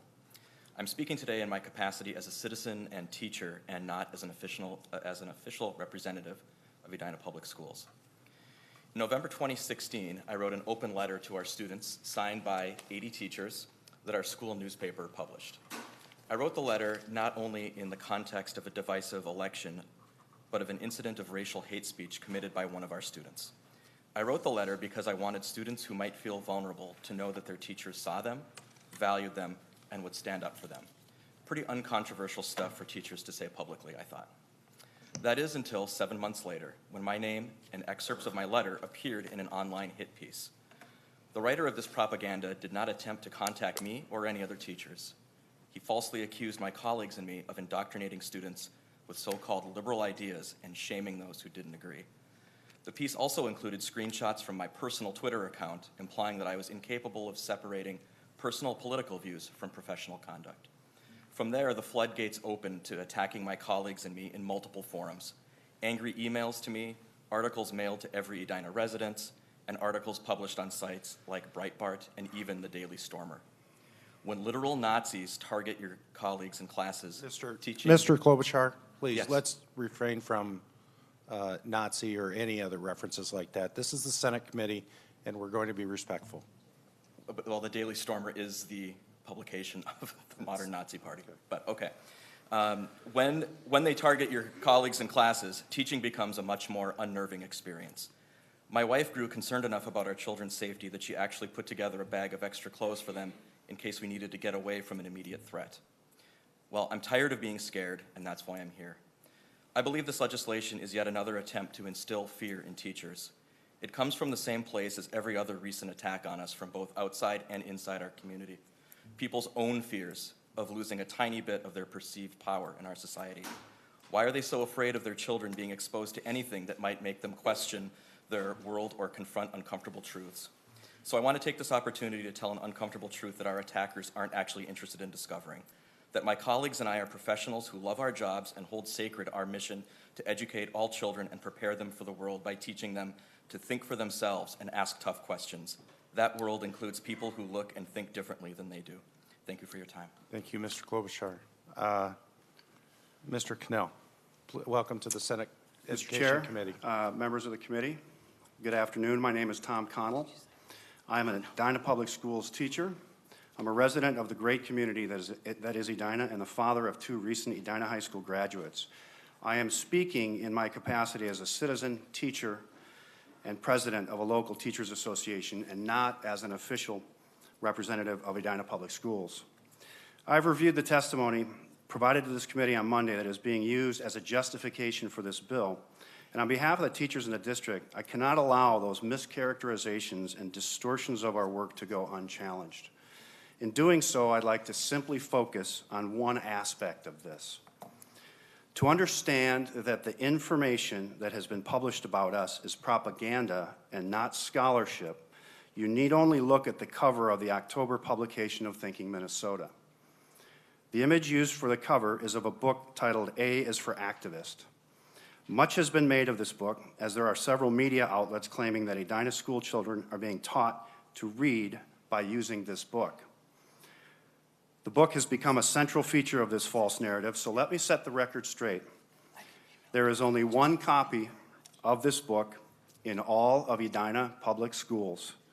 It exists at only one elementary school, and it has never been checked out. I have handouts demonstrating this if they can be distributed to the committee. Excuse me, we'll put you on pause here real quick.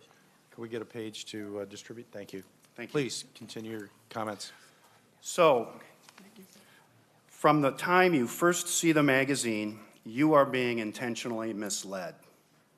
The sole purpose of the publication and those that follow is to create fear and anger in our community, and that it has certainly done. The dissemination of this false narrative has created a climate where teachers have been subjected to vicious harassment and threats of violence. The concerns of many of our staff and parents have led to a need to increase security at our schools. By any number of measures, we continue in the country, and that is because we have some of the best teachers in the country. Our kids know it, and so do our parents. Thank you all for your time. Thank you. Do we have any questions for these testifiers? I have a couple, gentlemen, and I apologize for mispronouncing your name earlier, and please help me if I do it again. Mr. Connell? That's correct. Okay. Mr. Chair. Do you, so do you teach in the school? I am the president of Education Minnesota Edina. I'm on leave, so it's a full-time Okay. leave, but I have taught at the high school. It's my Thank you. 26th year of teaching in Edina. Thank you. And Mr. Klobuchar, what do you teach? I teach English. Thank you. Mr. Klobuchar, let me say, I don't condone the actions that were taken against you necessarily. You have free speech rights as well. And those, I think, that criticized you have free speech rights, but maybe I disagree with some of the methods that you described. But maybe to the both of you, we've heard, I think, troubling testimony that teachers are standing up for the rights of students based upon whether or not they agree or disagree with their political philosophies, and I find that extremely troubling. And you guys are on the front lines. What would be you've heard the stories. What are your reactions to those allegations? Do you want to? Yeah, I can go. Okay, good. You go in. I'll That's concerning to hear those. We don't dismiss the voices of students or parents. We don't do that at all. There are a number of stories, though, that are out there. As far as what we believe to be a false narrative, you're talking about anecdotal evidence and you're talking about cherry-picked facts. Mr. Connell, did you go to the administration or Mr. Klobuchar when the Young Conservatives Club was disbanded simply because they exercised their free speech right to criticize the actions of some students as a violation of their free speech rights, just as you felt you had been violated? Mr. Chair, if I may speak to that. As David Aaron said earlier, I think if you read the settlement agreement, that could answer that question. Mr. Connell, Connell. Mr. Chair, Connell, with I'm sorry. respect.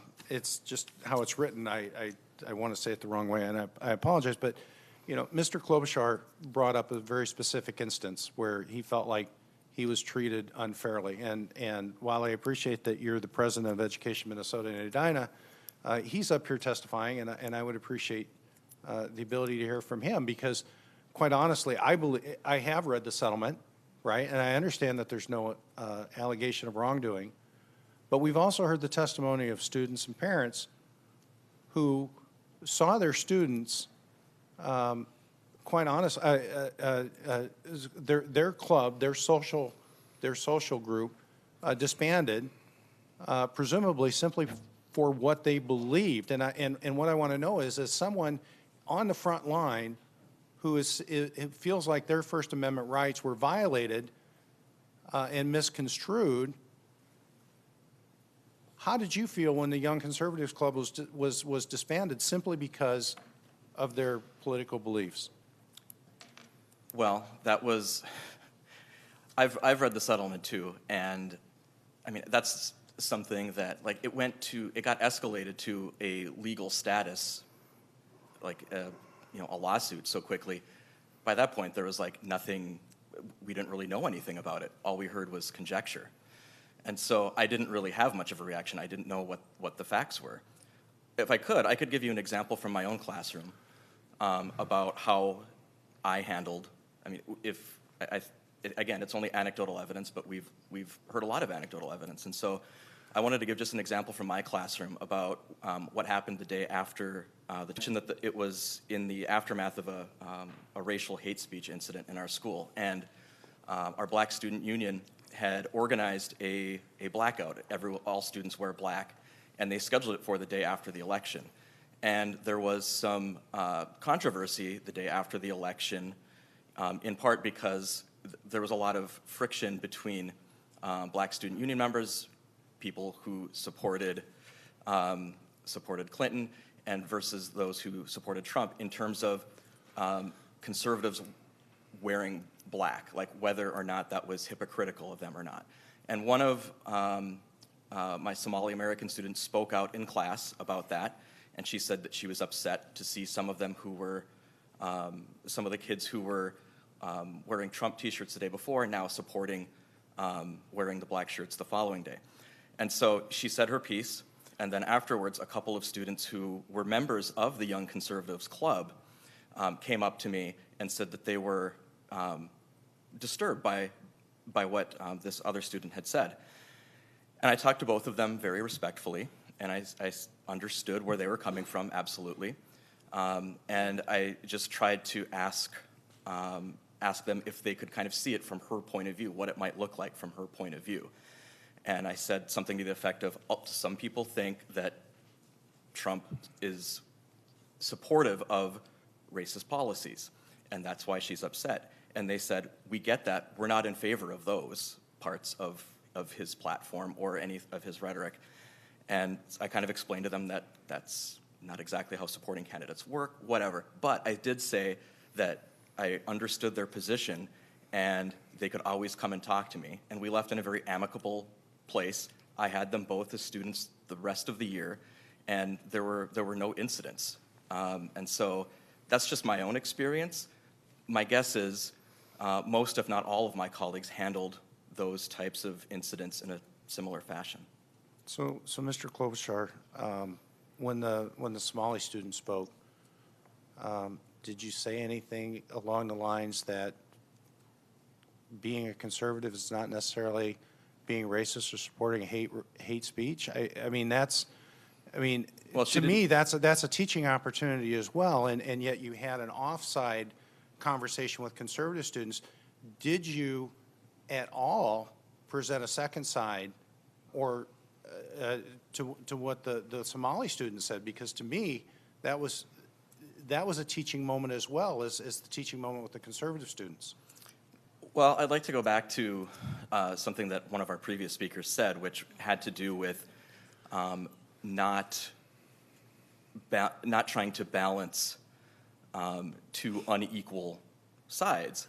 And so I wasn't going to, in that moment, try to raise every single opposing viewpoint that I could think of. She actually was upset and left the room. And I talked to her later about it, and I talked about like how this is kind of how these students see it. And so I talked to her as an aside later on.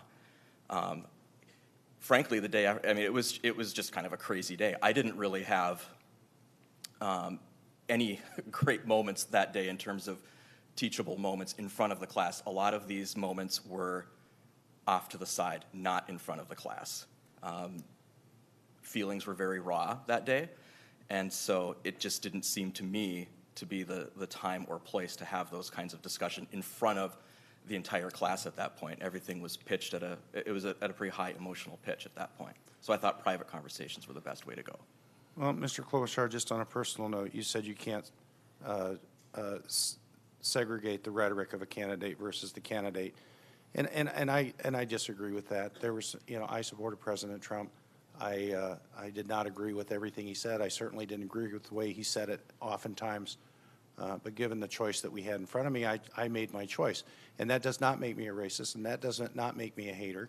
And I think, I never said would that hope it would. and I would hope that as you're having these conversations with students, that you can.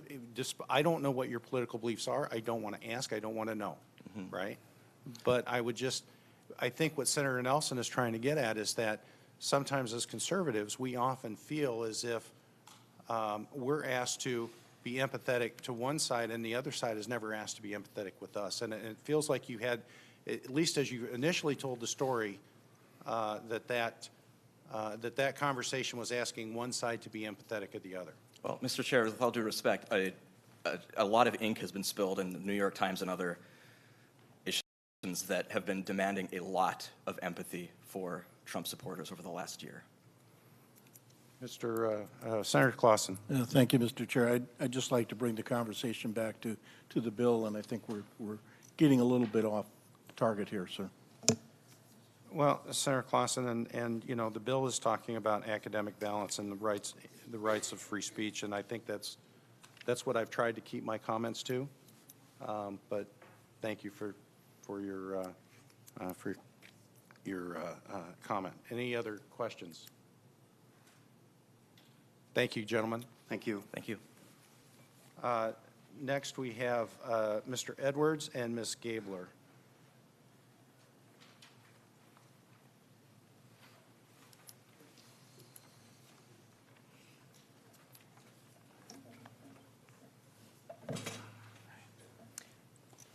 Mr. Edwards, welcome to the Senate Committee. Please state your name for the record and begin your testimony when you're ready. My name is Dave Edwards, and I'm an instructor and researcher in the Educational Psychology Department at the University of Minnesota, where I'm in charge of the Teacher Licensure Program in Emotional Behavioral Disorders. I regularly consult with school staff in districts across the Twin Cities on supporting students at the highest risk of school failure, and I'm an expert on practices and interventions that prevent and correct maladaptive student behavior. My words here are my own. I'm also a facilitator for the Human Rights Campaign Welcoming Schools and a board member of the Minnesota Transgender Health Coalition. Most importantly, I'm here as a proud parent of a transgender second grader who goes to public school. This bill would make my daughter less safe and would purposefully create a hostile learning environment for her and other students from marginalized demographics across the state of Minnesota. My daughter talks about who she is at school. She talks about her family at school. She talks about her favorite movies and music and what she wants to do when she's older. Sometimes she also talks about the fact that she is transgender. This bill seeks to stop teachers from discussing, quote, controversial matters without a relationship to the subject matter being taught. But my daughter is still transgender during math, at recess, and in the lunchroom.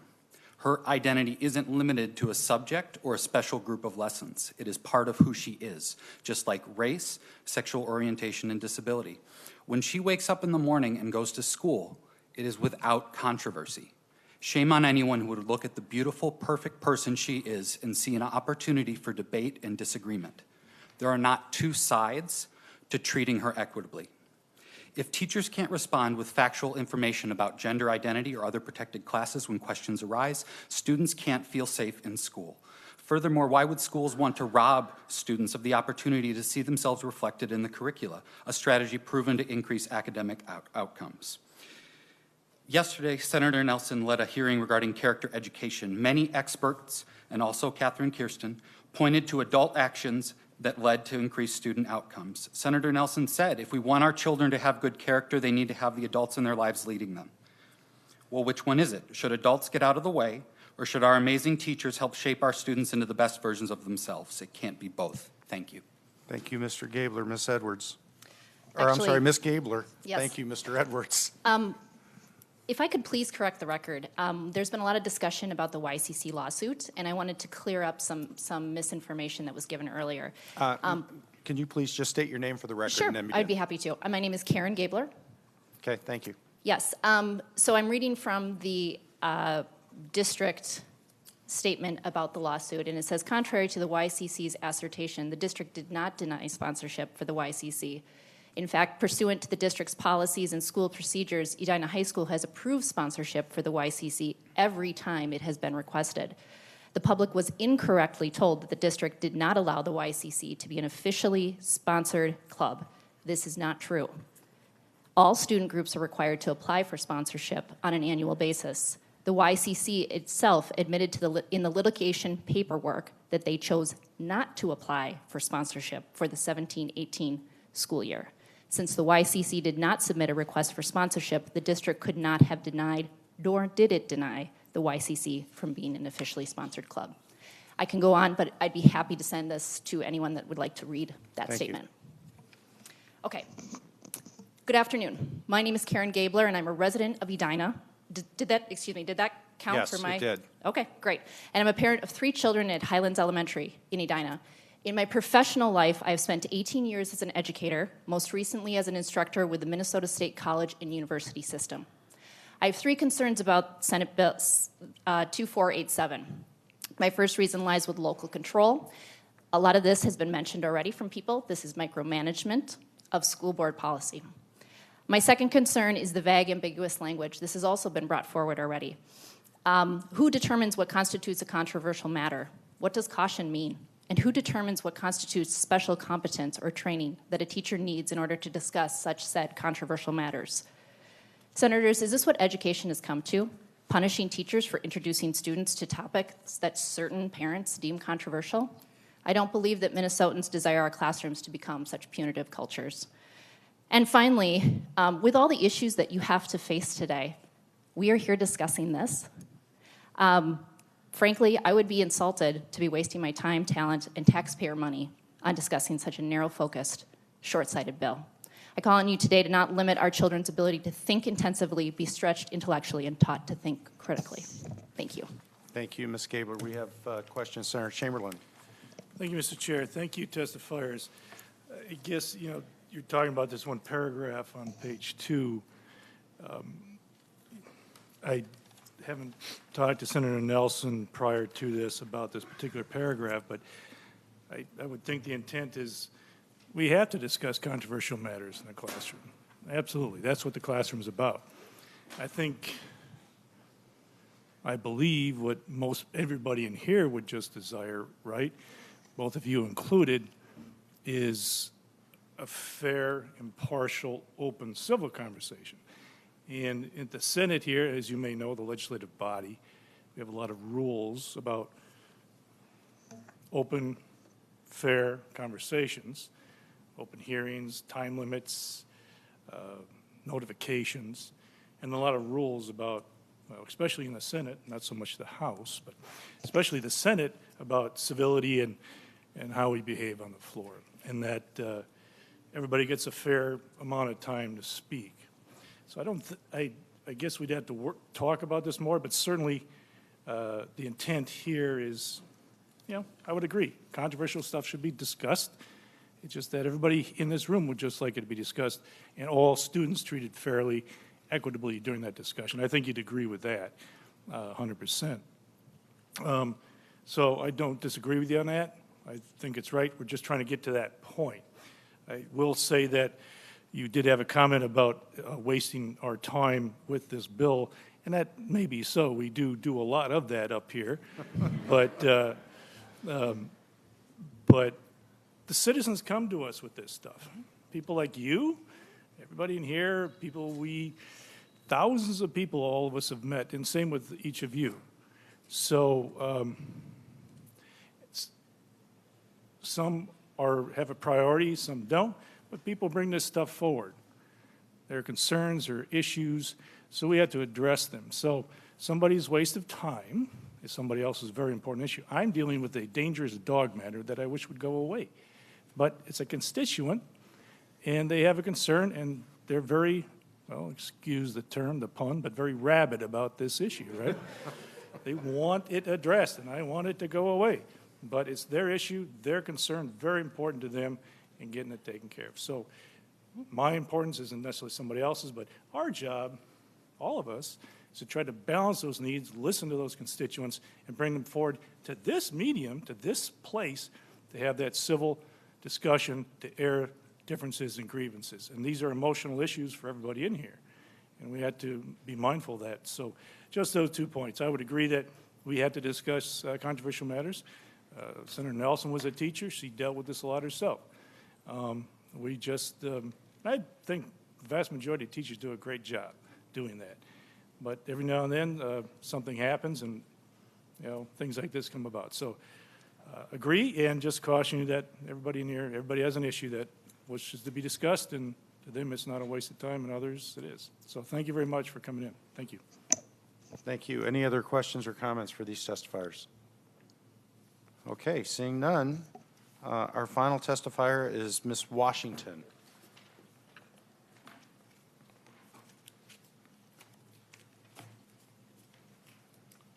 Welcome to the Senate Education Policy Committee. Please state your name for the record and begin your testimony when you're ready.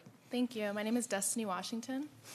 So I'm a senior at Edina High School, and just to give you a little bit of background about myself, I'm originally from New York City, and I moved to Edina about 3 years ago to go to school here. My time in Edina has not always been easy, and I've definitely experienced my shares of ups and downs, but I found comfort in the open dialogue we have tried to maintain in our school. In 10th grade, we read a wide variety of books, ranging from Night, a story about a young Jewish boy, to The Road, a father's struggle to survive. And in 11th grade, we learned about the Vietnam War and the devastating effects it had on the Vietnamese. And in 12th grade, in an elective class this year, we evaluated different governmental policies where my teacher urged us to see the policies in a stance different than our own. Regardless of the books we read or what we were taught in class, my teachers encouraged us to not only view these pieces of writing in a different lens, but our world. Because of this, I had open, honest conversations with many of my peers. And while sometimes these conversations we had were hard or even awkward to have, they were important. Now as a senior, I can honestly say that I am the open-minded person I am today because of the teachers who brought real-life examples into the classrooms. I was not forced to believe something. I was not told I was a victim. I was not indoctrinated. Instead, my teachers challenged me to critically analyze complex issues and form my own opinions. The world we live in is not black and white, and because of this, we should not restrict students' learning to non-controversial matters. We as students need to be encouraged to have constructive discussions and not be sheltered from the realities of our world. The reality is, we live in a world with a troubling history where we are exposed to hate speech and where we have been desensitized to school shootings. So I ask, how far will we restrict our teachers? How far will this go? It is a duty of our teachers to encourage interdisciplinary learning because that is the hallmark of great education, and that is the education that I want to receive. Thank you. Thank you, Ms. Washington. Any questions? Okay. Any questions for Senator Nelson? What? You have a question for me. Go ahead, Senator Kent. It's my favorite question, Mr. Chair. What is the path for this bill? This bill is being referred to education finance. Wasn't it there? It was not already there? Senator Kent, that was an informational hearing only. Thank you very much. So Senator Nelson, you know, I have a couple of questions based on the testimony we've heard, but I'd like you to talk a little bit about the A3 amendment and the grants for those schools that adopt an academic balance policy. When you mandate, they must do a policy. Can you please explain the need for the grants, because school districts amend their policy all the time? Thank you, Mr. Chair. And if I might, before I answer this question, which I will hang on to, and remember, Mr. Chair, I just want to say that I want to thank you for your time and for the committee's time and attention. This is a very serious issue. And I think this discussion, more than anything today, has shown me why we need this academic balance policy.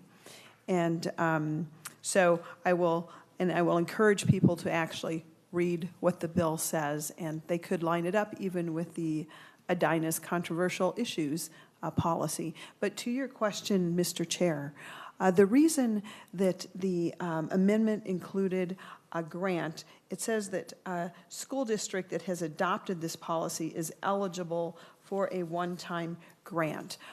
Number one, as I said, we don't want to be accused of unfunded mandates, and you are correct, Mr. Chair. Our school districts do update their policies all the time. And I do believe that as you would look at school district policies, they very much might be like Senate File 2487. Senate File 2487 is a tad different in that it requires that there be a process for reporting and for disciplinary action for policy violations. That might be one thing different. The reason the grants are included, Mr. Chair, is one, so that we are not putting in an unfunded mandate. And of course, we know that in education that grants or dollars often do incent or encourage behavior. So should a school district not have a policy or not have a policy that has been updated recently, we want to encourage them to do so. Thank you, Senator Nelson. And Senator Nelson, there was a lot of discussion around particularly subdivision 2, paragraph 2. And I guess, you know, my question is the charge, the allegation that this would stifle teachers' ability to teach controversial subjects, and that the language is too broad. How would you address those? How would you address those concerns? Thank you, Mr. Chair. Well, again, if you look at the policy language, it does not prohibit controversial issues at all. It simply states that those controversial issues required that they have a relationship to the subject taught. And I would encourage members to look at, you might not have it, but very clearly, that is exactly what the Edina policy itself says, that all sides of an issue are given a proper hearing, established facts, that it has a meaningful relationship to matters of concern for the students, and particularly that it be related to the course of study and provides opportunities for critical thinking and for understanding conflicting points of view. So that's exactly what the Edina policy already says, but we know that there have been some issues with that, and Senate File 2457 is very clear in stating that, of course, conflicting issues can be discussed. We would expect that in a teacher's classroom they have something to do with the subject at hand. That's what teachers do in their classrooms. And I have to wonder, in subdivision 2, paragraph 2, I just want to read this so that maybe our audience members who don't have this in front of them know it's about what the policy components include. So I don't think anyone's objecting to a policy.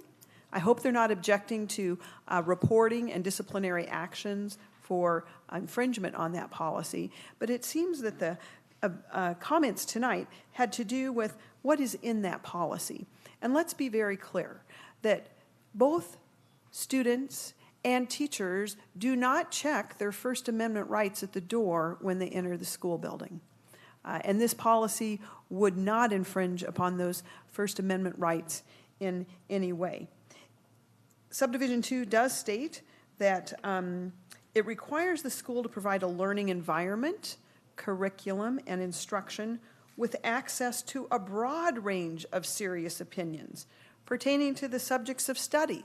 Those are the things we want students to talk about at school, subjects of study, including contemporary policy controversies.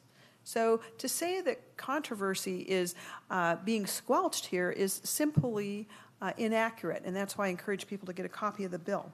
The next statement says that public education courses are not for the purpose of political, ideological, religious, or anti-religious indoctrination. I would not think that anyone would complain about that as well. And it requires how students are being assessed, that their grades, their assessment is not based, the language specifically says, is based on reasoned answers and appropriate knowledge of subjects and discipline study.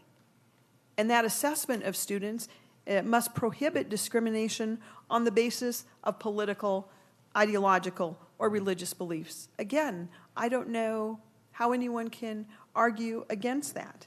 And the fourth part to your question about Subdivision 2 requires caution from classroom teachers when expressing personal views in the classroom, and it prohibits the indoctrination of controversial matters without a relationship to the subject taught. Again, teachers focusing on their subject matter and what is being taught, and it says especially matters in which the classroom teacher does not have a special competence or training. And I did hear comments that the language might be vague, and I can definitely accept those comments, and we can tighten up this language. There's no doubt about it. That's what we do in committee hearings. And we get that feedback, and we take it back, and we work on it. And I am committed to do that.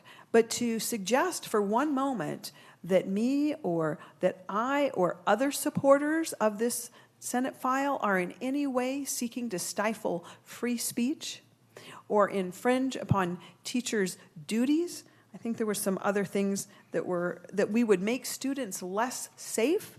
Of course, those things are flat out an inaccurate reading of the bill in front of us. And I did take to heart what Mr. Crossan said, and he said that his concern that the policy components are a floor for what is included. And that is exactly what the bill says the academic balance policy must at a minimum include. So I don't necessarily want to belabor this. I think the committee, you've been very generous with your time and attention, and I so appreciate that. But let me be very clear. I think the emotion and the fear and the retaliation and the anger and the hurt that we have heard regarding what has happened in one of our schools and perhaps many other schools is something we as education leaders, we need to take very seriously. And it is absolutely imperative that we as people, education leaders, as our schools, that we do not let our public education system fall into what is happening throughout the rest of our society, which is so much of anger and, saying things that are not true, and because they're said, suddenly they're accurate. So I think it's incumbent upon all of us as leaders, as elected officials, and as leaders in our school to make sure that we have facts in front of us and that we talk accordingly to what those facts are, that we not assume motive or intention or extrapolate into things that are not, for example, in this bill. And I am here passionately because I believe that our representative democracy requires that we have strong public schools. And it's painful to hear what's happened at some of our schools, and it's frightening to hear how some of our students feel on all sides. I believe that we need every student to feel safe in our schools, and we need to have every student's opinion respected. And I do not believe it's the job of a teacher to tell a student that his or her opinion or her parents or his parents' opinions are wrong. But it is the job to make sure that we have a fair and academic balance when we talk about these controversial issues. We are not going to suppress them. We are not going to hide them. They need to be discussed in our local schools with respect. And that's what we need regardless of what the issue is. And so I don't believe it should be about indoctrination in any shape or form. So I leave this bill with you, members, thanking you for your time and for the testifiers who have been here, knowing that we have more work to do. And we will have this in front of the Education Committee. And I welcome any of the testifiers who felt the language was vague or it was redundant. Obviously, I believe it's redundant too, except that it's needed because we continue to have the issue that has been brought before us lately. So while it's redundant, there are parts that are not redundant, which is, again, the reporting and the disciplinary action for infraction. Thank you, Senator Nelson. And just to remind you that this is the Education Committee as well, so it'll be in front of the Education Finance Committee. Thank you, Mr. Chair. So, you don't have to go through this again. well, no, I'm saying you said it would be in the Education Committee, and I just wanted to make that correction. Yeah. Senator Kent, you had a question or comment? Thank you, Mr. Chair, and I reserved my comments because I wanted to listen to all the testifiers before I shared my views on this bill. First of all, I do want to say to all the students who testified and came and spoke before us today, thank you. Thank you for telling your stories and sharing your experiences and for taking, what can be a challenging step to come and sit in front of a legislative committee and do so. So I appreciate your doing that, and your experiences are real and they need to be heard. As someone who worked hard on the anti-bullying bill in the face of a lot of opposition, I'm pretty dismayed if I'm hearing that bullying is not being taken seriously. We have a law, and those policies need to be enforced. So I just share that, and it matters because students do need to feel safe in schools. I believe, if I can read my own handwriting, it was Mr. Christodora who talked about examples that he had seen and said those examples are real. Well, I've also seen and heard real examples in my own community of Muslim students who have been harassed and targeted, Latino students, African American students. So those examples are real as well, and we need to remember that students are being mistreated and judged, as are people being mistreated and judged of all ages and in all walks of life throughout our state and our country. I will also point out, in listening to Ms. Washington's testimony, I was reminded by her experience of being a newcomer to Minnesota from another community, that Greater MSP, our economic development body, has done some research and figured out that we're really pretty good at attracting people of color to move to Minnesota. We're not really good at keeping them here. And that is a problem because we need people to come to Minnesota to contribute to our businesses and our schools and our communities. And we're having that problem. We have research that shows it. So we need to deal with these realities honestly and respectfully.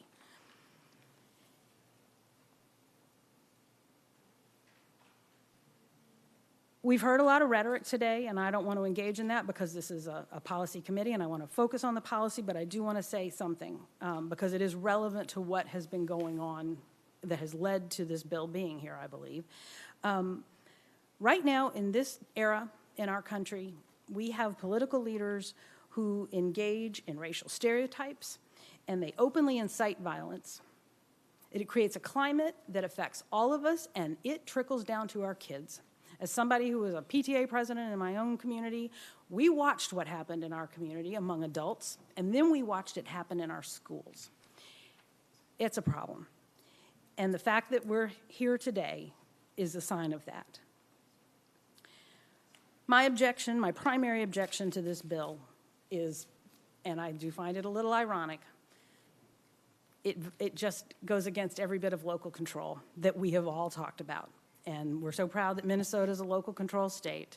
And, you know, policies are in place.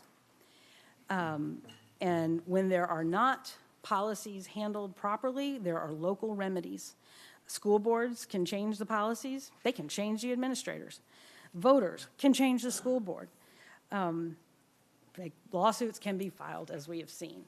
I do not think it is the place of the Minnesota legislature, given the huge variety of districts around our state, to be this prescriptive in terms of policy for our local communities.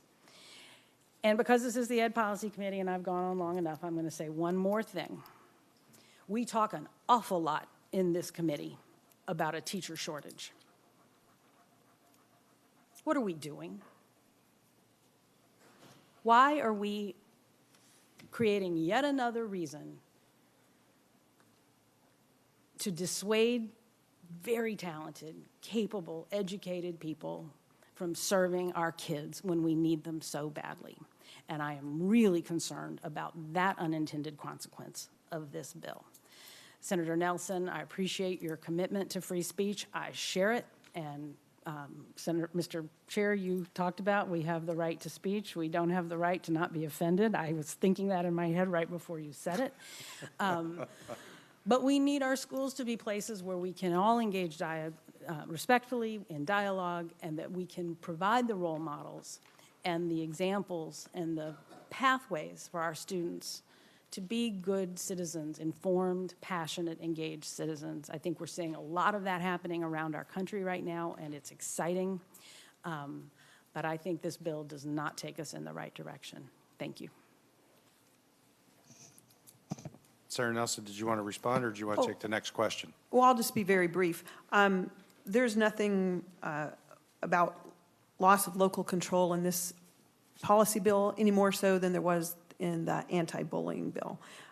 There's nothing in this bill that would dissuade teachers, but if you feel that, I would like to know what in this bill would dissuade teachers. I do not see that in any way, but I do appreciate the comments. Thank you. Senator Susinski. Thank you, Mr. Chair. Senator Nelson, I found it so interesting, your last soliloquy before Senator Kent. I sat there listening to you, and I found myself in total agreement, but for all the different reasons. So I don't even know what that means. I found this, the testimony today by the students and the teachers on both sides of the aisle unfathomable. I mean, we shouldn't have that going on in our classrooms, in our schools. And one of the testifiers said schools are becoming politicized. Well, welcome to our world.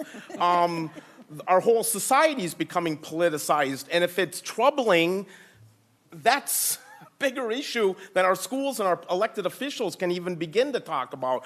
And the first testifiers today, I tended to agree with that we need a balanced approach. And when I was a kid, Christopher Columbus was a hero. And when I was a kid, the titans of industry, Rockefeller and Carnegie and Ford were my heroes. And Charles Lindbergh was my hero. And then I got to high school and I learned that Charles Lindbergh was an anti-Semite and Christopher Columbus committed genocide, and the titans of industry became robber barons. And I thought to myself, this is balance, right? But it wasn't. And then I became a school teacher, and I tried to teach those balances in my classroom. And one of the testifiers today said that their dissent was silenced. Well, when a gay student is speaking and someone says you're less than a person, what's the teacher's job? And when a person of color speaks out and a comment is made that you're less of a person, what is the teacher's responsibility? And when a woman speaks out and another student says you're less than a person, what is the teacher's responsibility? And these are, we've all said it today, these are controversial issues, and they're not going to go away. And what I loved about teaching, and I think every teacher loves about teaching, and when Senator Kent says things like, we have a teacher shortage and this isn't going to help, I totally agree. Who would want to teach social studies and controversial issues that our kids need to be exposed to when they're fearful of retribution and consequences? And there's 6 points. Fifthly, this reminds me of McCarthy scare and the McCarthy era. And all of a sudden, teachers and students and parents and politicians are fearful of speaking out because the First Amendment, and my final point, someone said today this is an unconstitutional bill. And I fear that it is. In Tinker versus Des Moines, the court said school or students, comma, and teachers do not shed their rights at the schoolhouse gate, and that schools are supposed to be the marketplace of ideas. And I would be remiss to suggest that any bill that comes out of this body would violate that simple premise that our schools are supposed to be the marketplace of ideas. And my epiphany today is kind of interesting because during the Vietnam War, the soldiers felt as if the politicians were starting to run the war. And it caused a huge problem in our society. And listening today to everybody, I started thinking about, are the politicians starting to run our schools? And what will result in that? And so, Senator Nelson, you got some great ideas here, and I hope we can come across with some solution on the balance that every teacher wants to teach in their classroom. Thank you. Sorry, I got a little passionate. Any other questions or comments? Senator Clausen. Thank you, Mr. Chair. It's been an interesting discussion today, and one that I think we've heard many times over, probably through our society, about speech in schools. Many times, I think, here at the legislature, we're dealing with exceptions rather than the norm. I'm still not convinced that this is a widespread issue that needs to be solved by the legislature. But after being an educator for 45 years, I know, especially a high school principal, how important the culture and the climate is in a school, and how that can be switched very quickly by T-shirts kids that are wearing, what they're saying in the hallways, and I think today in our society, especially by what's going on outside of school that comes into school. Schools aren't little separate items. They're part of society, and what's happening in society is going to come into schools. And I think as a former social studies teacher, there were teachable moments where I took a position that was opposite of what was being discussed in class so that we could have that teachable moment and look at all perspectives. And I think that's still what's going on in today's classrooms, and it's an important part of the teaching process. I look in subdivision 2, and I think every debate coach in the state of Minnesota is going to be in violation of that rule, because that's the purpose of debate, taking on controversial issues and taking differing viewpoints on it and working with students to develop those viewpoints. It's important, I think, that we're exposed to a variety of opinions, viewpoints, but we do it with respect. Respecting one another is extremely important. It's one of those basic values that I think all schools strive to instill in their students. I look, too, at magnet schools that have specific purposes like looking at the environment, and sometimes you're dealing with issues that are opposing on environmental issues. Now, if that teacher is going to be teaching both viewpoints, are they out of line with that? How about STEM issues? You know, there's so many things. Leadership, different viewpoints and leadership academies that we have, different leadership styles. I really think that this is getting to impose upon freedoms of speech. And I also think in number 1, subdivision 2, item number 1, can students express their opinions? I think some of the wording in there would lead, can students really express their opinions? Should they be allowed to express their opinions? So that's probably up to interpretation of people reading that, but when I read that, I kind of asked myself that question. I just don't think this is necessary. Senator Kent talked about, I think, local control. Local control is certainly, I think, important. Districts have policies on a number of things, and I think that this is something that just is not needed. So, thank you. Thank you. Anybody? Well, let me just take a moment, if there are no other comments or questions before we take a vote. And Senator Clausen and Senator Swedzinski, I think you both brought up a very good point, and it relates to today. I think today was a teachable moment for all of us. And I want to say that a special thank you to all of our testifiers, to the parents that came, to the staff and teachers, and especially to the students. Oh my gosh, I could have never done what you did today when I was your age, and I am so grateful that we have young people like you who are articulate and passionate. It makes me feel good that you'll be running the world when I'm old, and I do appreciate that. I think what you also heard was, in a lot of ways, agreement that we do value free speech, and I appreciate Senator Kent's comments on that we actually find agreement. And I think what you find here in the Senate a lot of times is oftentimes we agree on the problem. Maybe not this time, but oftentimes we agree on the problem. We disagree on the solution.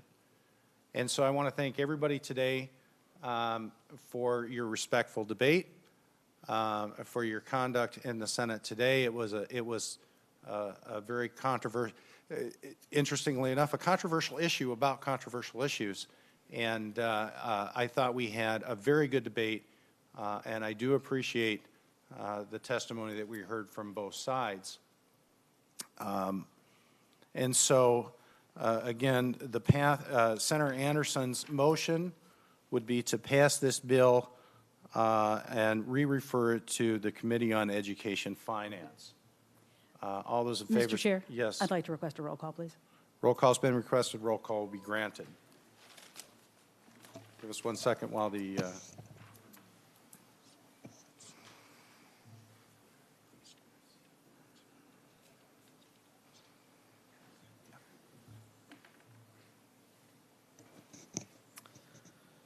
Senator Clausen.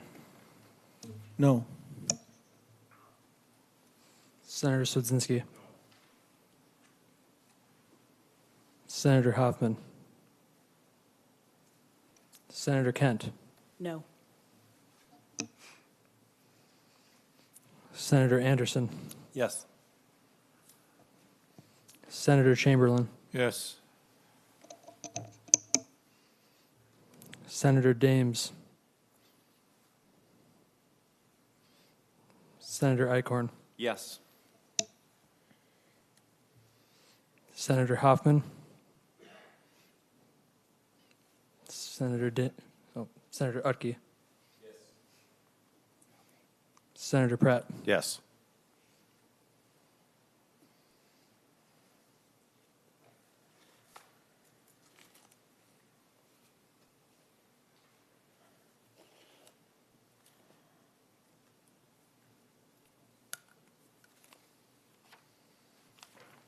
Thank you. There being 5 yes votes and 3 no votes, the motion prevails. The bill will be passed and re-referred to the Committee on Education Finance. Thank you, members, for staying a really, really, really long time today. And again, thank you to everyone who showed up to testify and weigh on the bill. With that, the Education Policy Committee stands adjourned. Yes.